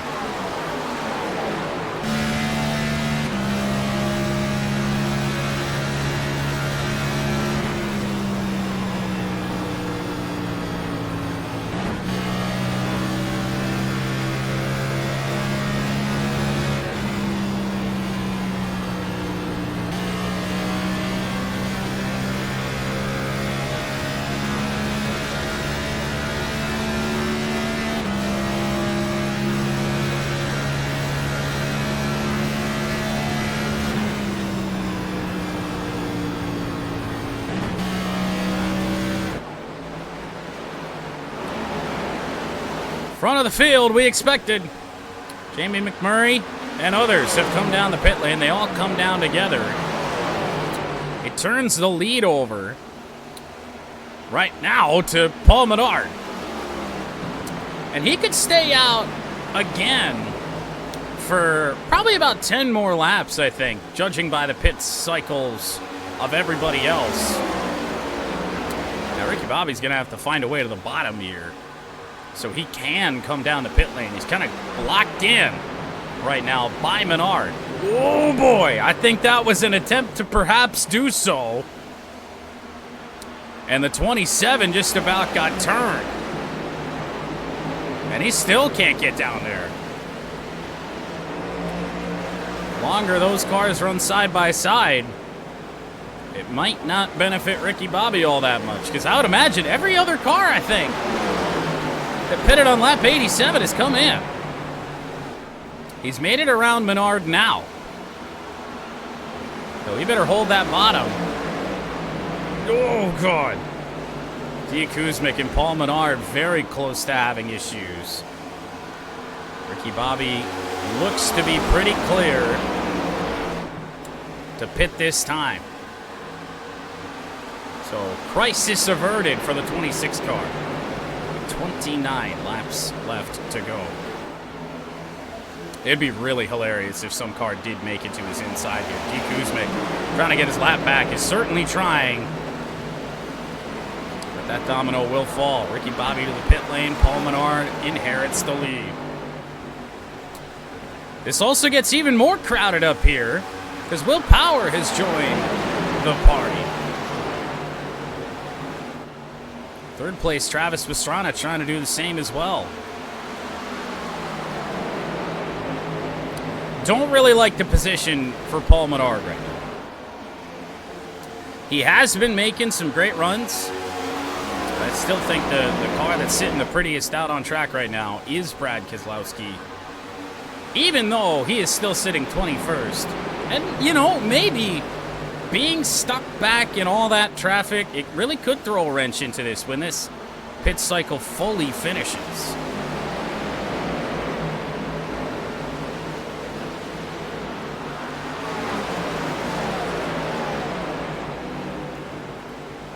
As we near 25 laps to go. Our first ever Brickyard 400. The guy that was put in the field, Cal Naughton, caught the wall. Now his day is already been pretty ass. If we want to be honest with ourselves, this car looks fine for the time being. Ugh. It's about the last thing we need right now is another incident yellow. That could, in theory, hand the lead right to the 2 car.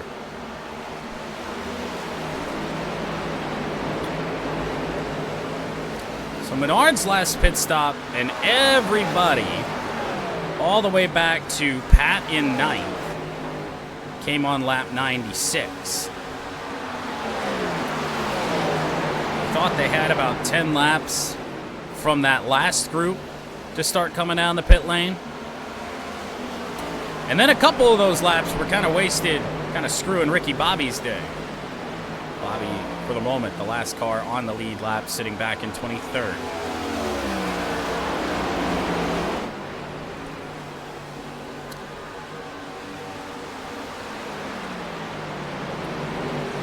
Power 1.3 seconds back.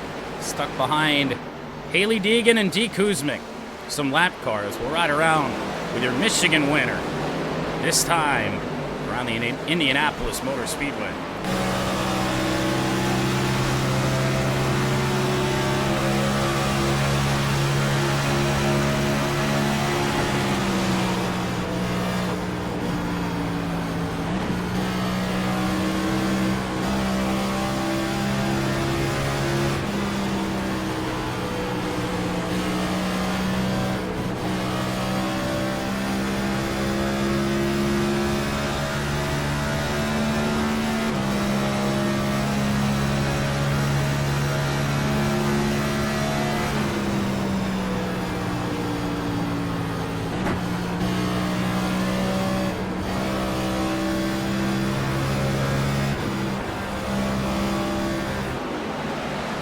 Yeah, being behind those lappers definitely not to the benefit of willpower.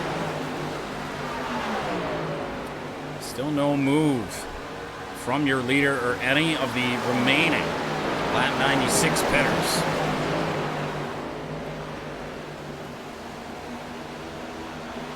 Joe Gamer's up to 13th. Again, aided heavily by the multiple different pit cycles that we have going on here.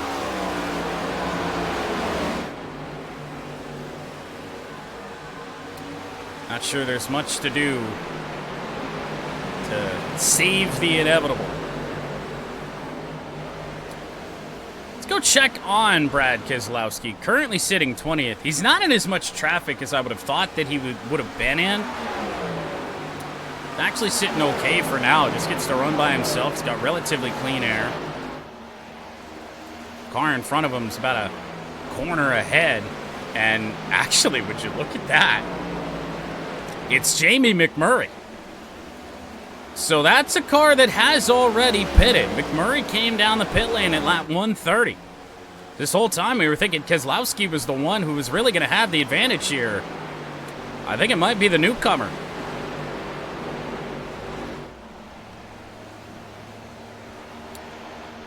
Car that has led at various points in this race. Got around Brad Keselowski in the pit cycle. But back up to the front. This is where the pit cycle action is going to occur. They're the next dominoes to fall. With 23 about to be 22 laps to go at the Brickyard. Will Power, can he finally get around D. Kuzma? You have Squid coming down the pit lane. This could be No, he took some driver's side front damage. That's interesting.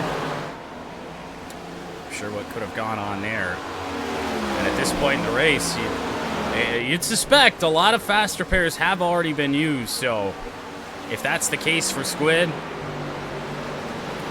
just another crappy points day for a chatter.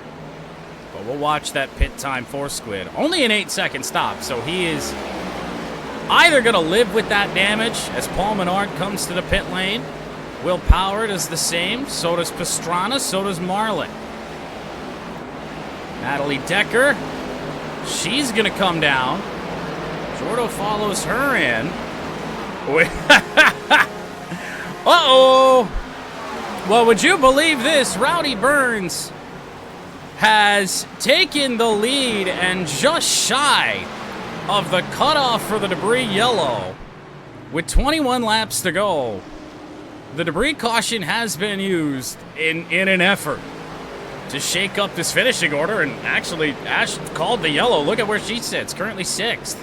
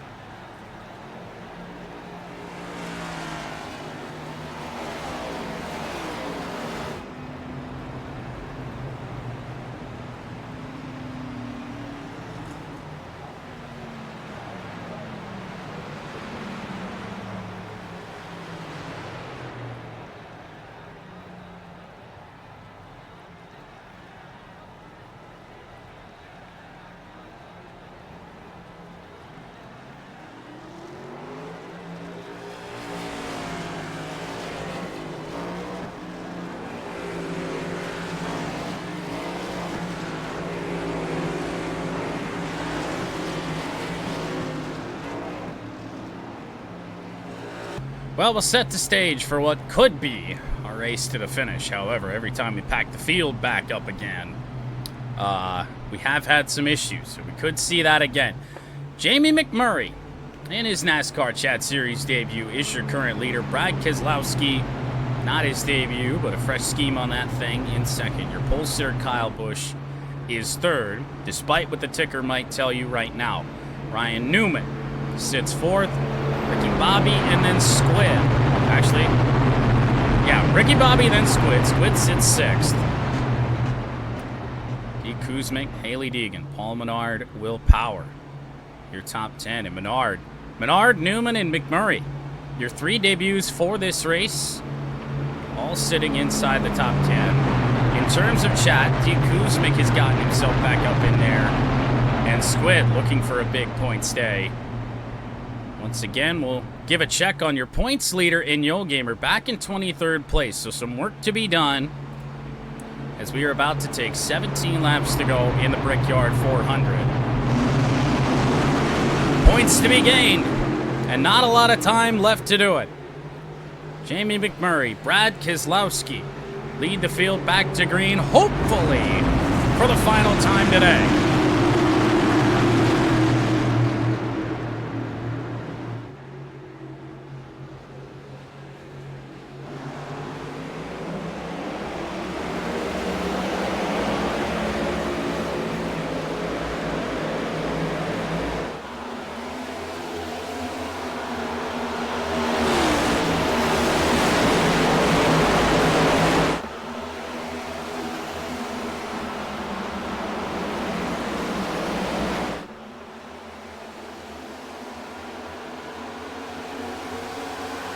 Well, certainly a choice by Jamie McMurray. He just decided he didn't want to go.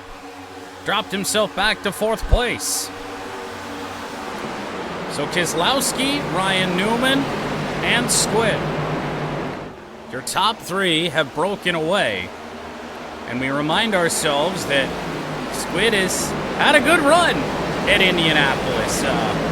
Indianapolis 500 winner last year on the channel. And the first time we had ever done that. Squid yet again. Up there in terms of the chatters here at Indy.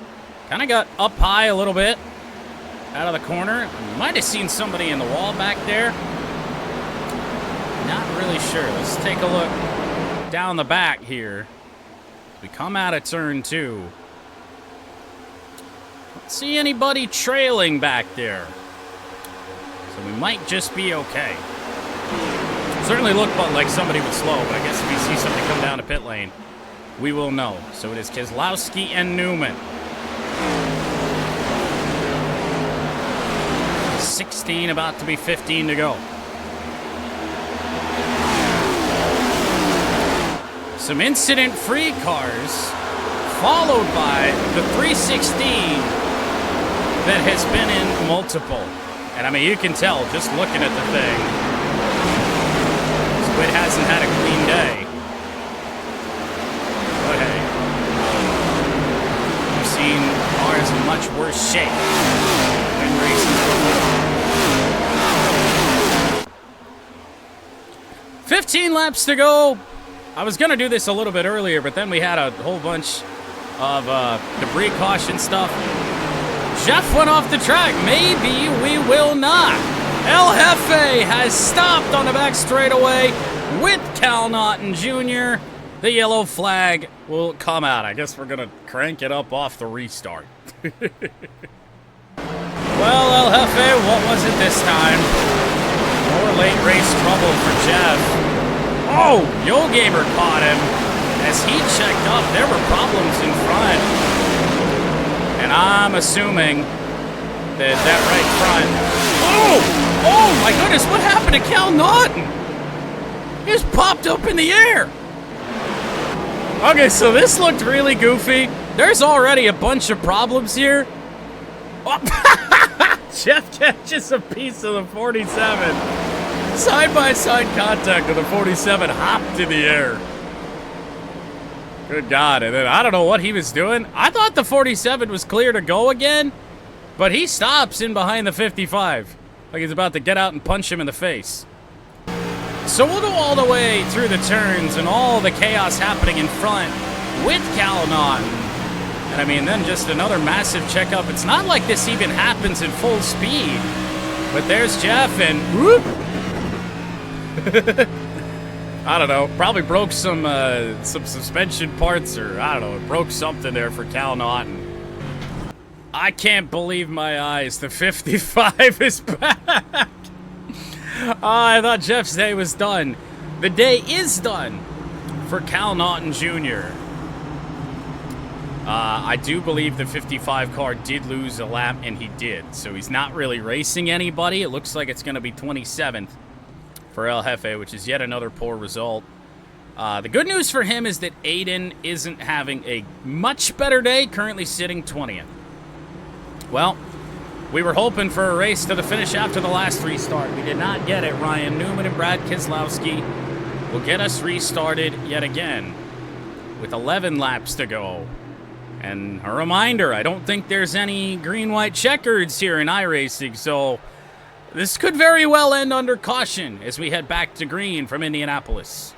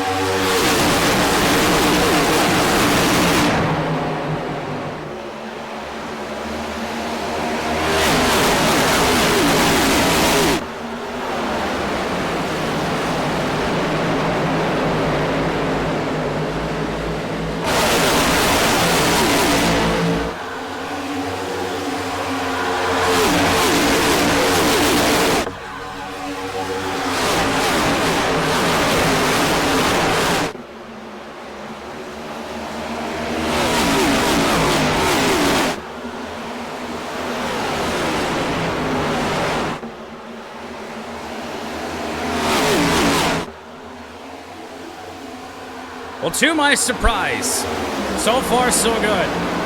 Ryan Newman is your leader as we have 10 laps to go from Indianapolis. Keselowski back on the inside. Two of the best cars of the entire race. Might look like they're going to battle this thing out. Jamie McMurray trying to make a move on Squid for the 4th position. Now, these cars stay side by side. It could certainly open the door for McMurray.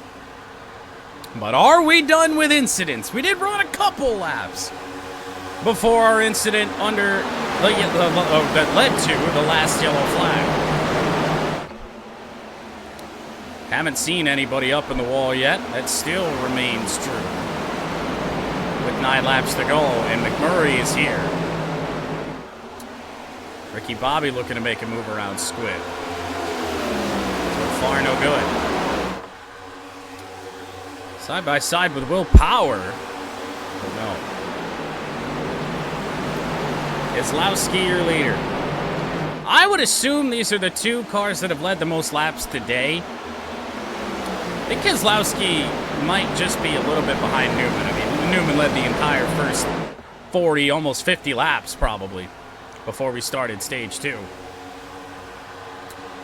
It's still chaos in the back of the pack though, so we aren't home free yet. Side by side running with the back of that pack. Nothing good can happen from that, as like Rowdy Burns was all kinds of out of shape. Back a little bit deeper into the pack. I mean, this is what we're talking about with 8 to go. If all of these guys can make it to the end running like this, I'd be real surprised. Rolo's trying to crack the top 10. Oh boy. Just see what I mean? It's not fun back here. I wouldn't want to be Tony Stewart right now, with a very bright and angry 46 in tow. And somehow, some way, this is still going to wind up being an okay day for Yo Gamer, because he is going to beat a good chunk of the cars that he needs to. Unless he has any sort of issues, just about ass-packed the 3-car. But back up to the front, there is a gap between Keselowski and Newman. And from what we've seen really all day, that's usually about all she wrote. Until whatever next flag it is that you get. So we might have another winner. Oh, Pat is around and behind, and the yellow flag comes out, and Yo Gamer is involved. We spoke that into existence. I hate to root for any of the chat cars to fail, but Yo Gamer has had such a great year, and he hit Pat pretty hard. He's into the wall multiple times. Oh boy, and we know that car has used a faster pair already. And not only is the 56 in it, he caused it. Well, Pat comes down a little bit, but yeah, we got some good scrapes of the wall there. Now, no indication that either of these 2 cars came down to pit lane yet, but I just have to imagine that they would. And we'll take a look at the ride that Pat went on. Here in turn 4 of all places, this has not been a hot spot for incidents all day. Pat took some pretty hard damage in there on the left front of that car, so, oh boy. Well, the lights are out atop the pace cars, so we are going to have a 3-lap sprint to the finish. Brad Keselowski, Ryan Newman on the front row. Jamie McMurray in close. Ricky Bobby, Squid, your highest placing chatter, and in fact, your only chatter, inside the top 10. I have not seen... I'm sorry, is Yo Gamer... Yo Gamer is not back out on track. It appears that his day might be over. What about Pat as well? Nope, the camera just stops. He is not on track either after that incident.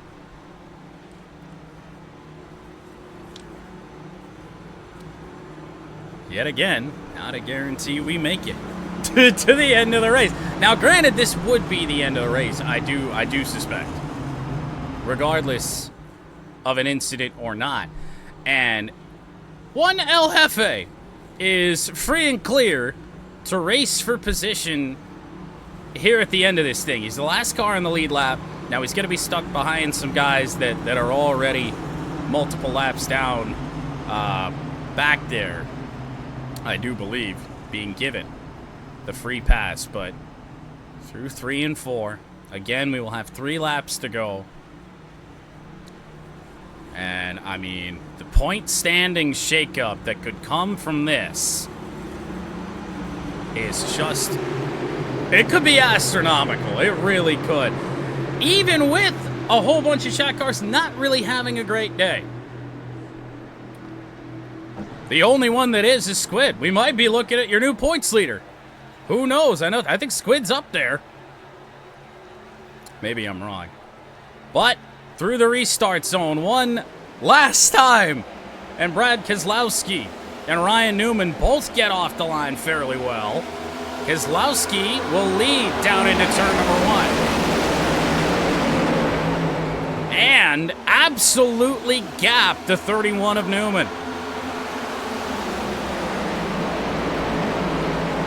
Newman is looking to fall victim, I guess, to Ricky Bobby as well. It's a bad start from the 31. Squid might even be able to get by. He's trying with some help from Will Power. Looks like Squid might have that move done.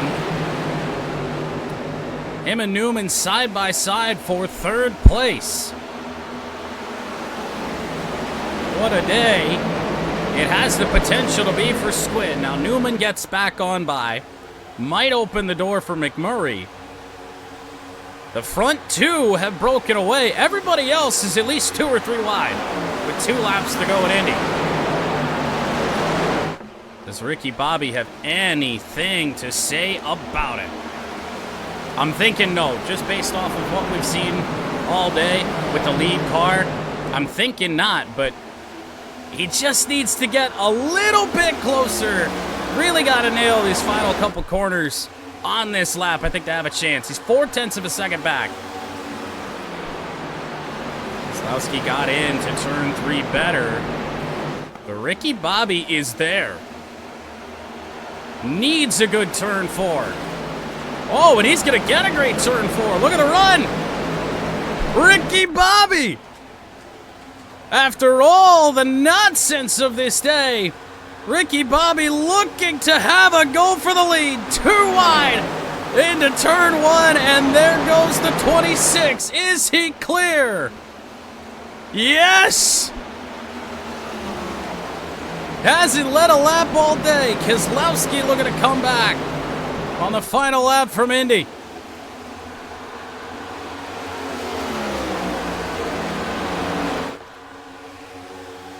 Down the back and into turn 3. I'm not sure there's much that can be done for the 2 car. Not in this amount of time left. Out of turn 4. Ricky Bobby with a late move. If you ain't first or last, Ricky Bobby wins Indy.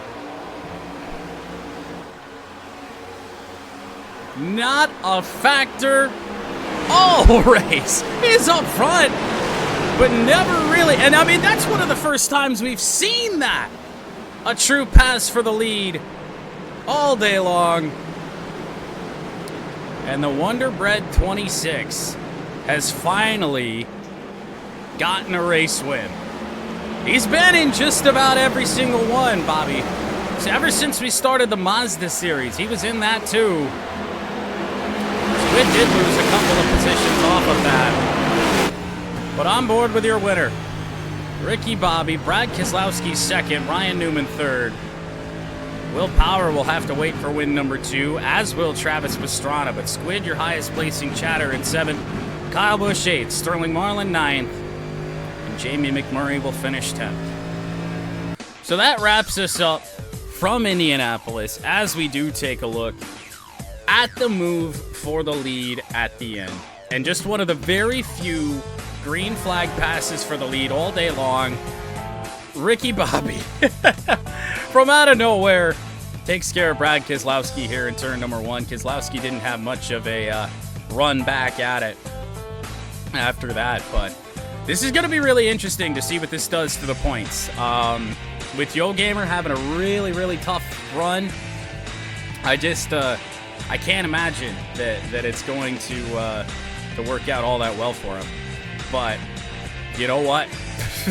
That's what happens. I mean, it's his first bad result of the year, and just what a bad time for it.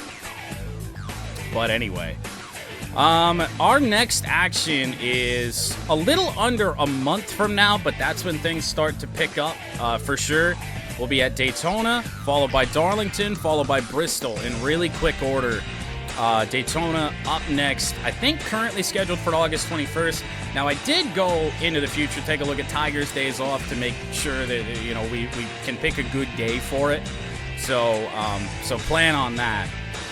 But that's your final result from Indianapolis. And again, we'll see what it does to the points. But Ricky Bobby is your winner of our first ever Brickyard 400.